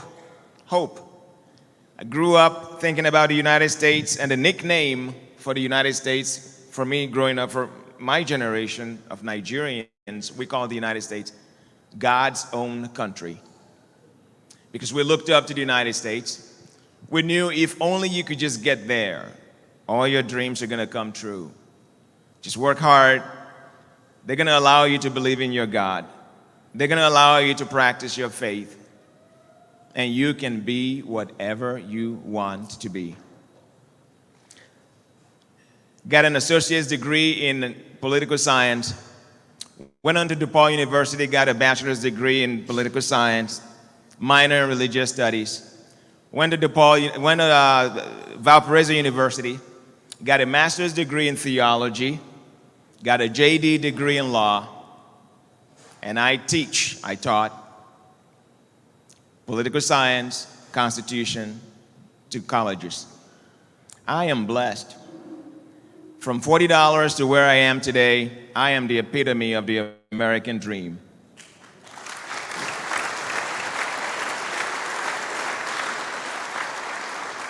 For a long time, I looked for a candidate from the Republican Party because I knew, living in Cook County, I'm not a Democrat. They don't share my values, but I'm looking for a candidate from the Republican Party who is going to support what I support. The only candidate that I found was myself, and that's why I'm running. And I say that humbly. Give me a chance. Let's take back Illinois. Thank you. Jesse Sullivan, 2 minutes for a closing statement. Hey, thanks everybody for coming this morning. It's just amazing. For me, Central Illinois, I love it. I love our home so much, and I refuse to leave my home. And what these corrupt insider politicians have done to it, they deserve to be overturned. We need an outsider to step in to save our home. We need more patriots and less politicians. And so if you're just, deciding about who can I trust to lead, I've made an oath. I made a promise. Where I come from, your word still matters. In politics, I know it doesn't matter much anymore, but it matters to me. You trust me to lead, and I promise you that we will restore integrity to our government. We will make this a great place to raise our family, to be able to grow and create the jobs of the future. We're going to quit losing in Illinois and start winning again. Trust me to lead, and we are going to get parents back in charge rather than these schools that are putting indoctrination in front of us. We are going to get these corrupt insider politicians out of office, and we're going to bring in next generation conservatives to lead our state back. I made this vow to my wife to honor her and cherish her all the days of my life. I made a vow to God to devote my life to try to serve him, and I made a vow to protect and defend the Constitution when I went over to Afghanistan. And so for me, I take this seriously because I love my home so much. I would not be doing this if I didn't. But all of us owe it to ourselves to say three things: who shares my values, who can win, and who can lead. I'm a fiscal, social, constitutional conservative. I share your values. When it comes to who can win, who can actually get those crossover votes and be able to win up around Chicago, I can do that. And lastly, who can lead? Who can have the backing of the police to make our streets safe? Who has the background to be able to create the jobs of the future here in Illinois? Trust me to lead, and we will save this home that we love. Thank you.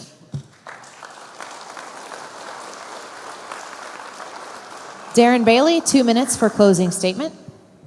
Again, I want to thank you so much for being out here today, that you could have been doing many other things on such a beautiful day on a Saturday afternoon.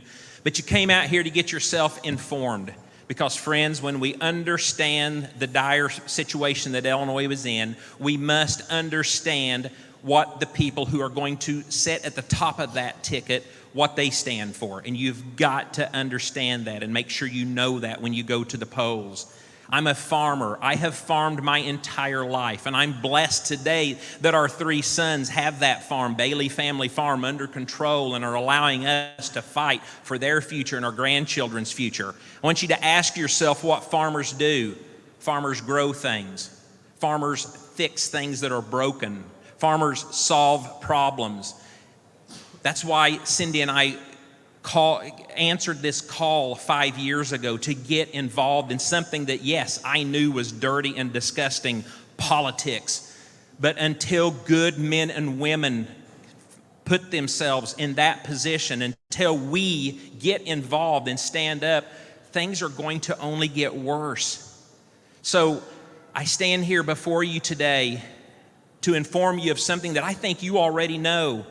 This race is already a two-person race, and that other person isn't here today, but I am. And I want you to do your homework and find out what's going on for sure. Find out the truth, because we have the grassroots movement. J.B. Pritzker is already beaten. The Democrat establishment, the Republican establishment, they don't know who the grassroots movement is. All they know is what has always been. Ever since that Cindy and I went to Facebook 2 years ago in April and prayed and fasted through the month of April to call in for a day of prayer up to the National Day of Prayer, we have been fighting for you, standing for you, and giving you hope for the prosperity of Illinois. God bless you and thank you.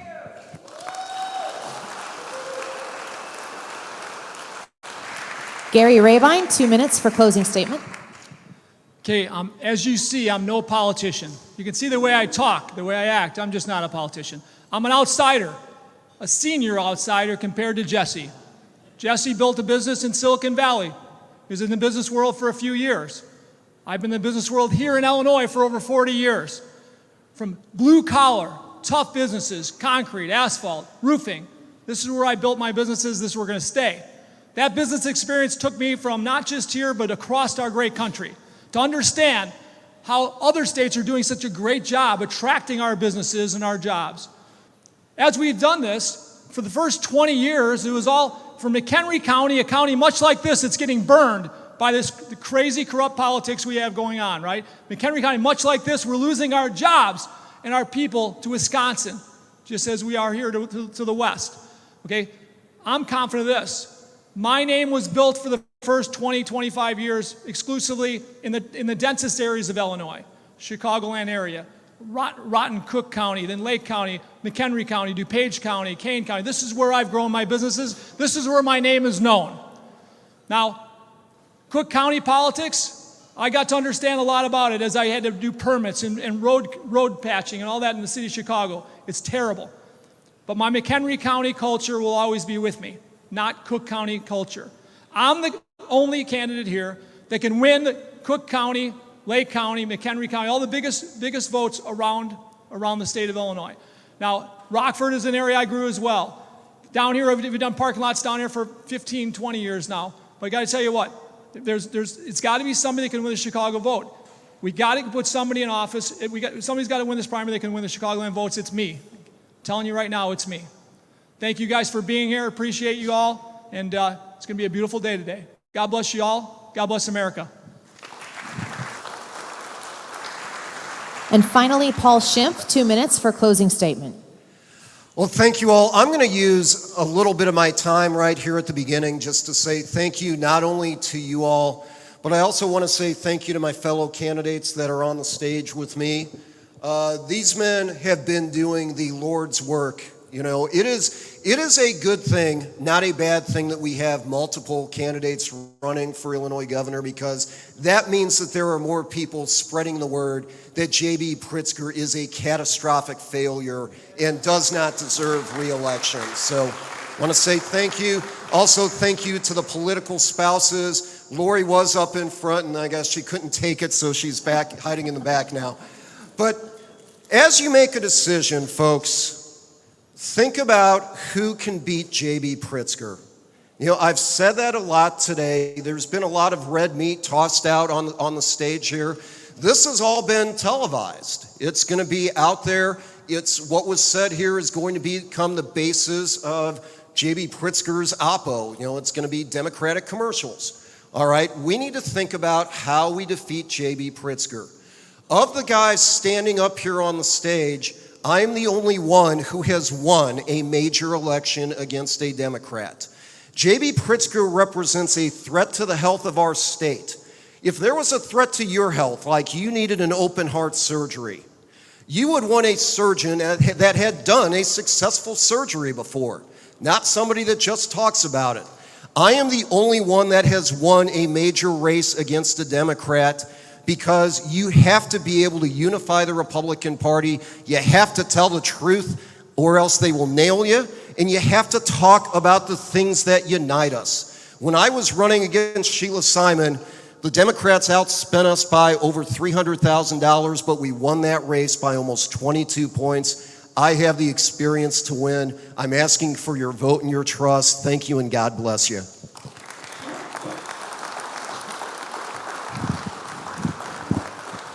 I want to thank everybody for being here and participating. This is, no offense, guys. You're the important ones. Got that? You guys are the important ones. You are educating yourselves, and I know that the people in your family know that you're the people who show up to these things, and now they're going to ask you what you think. And you need to talk, you need to have these conversations. Open up your conversations, your minds to anybody who wants to sit down and say, what are we going to do about this state? Especially your friends that know that what we have right now is an absolute unmitigated disaster. The state of Illinois has hope. It's worth keeping. It's worth fighting for. These gentlemen are doing that. And if you don't show up on June 28th, shame on you. Primary is June 28th. You need to take people with you. You need to go reach out into your community and talk to people you've never talked to about these issues before, about this race. Our state does depend on it. Thank you for being here. Thank you to the St. Clair County Republicans for putting on this event. A round of applause for Cheryl and the team.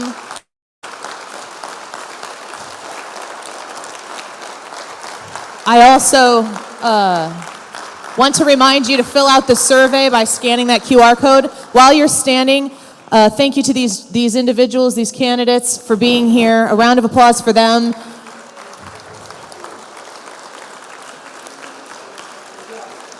And I'm told that there is a buffet that has been prepared by Hofbrauhaus, and you're now free to enjoy it.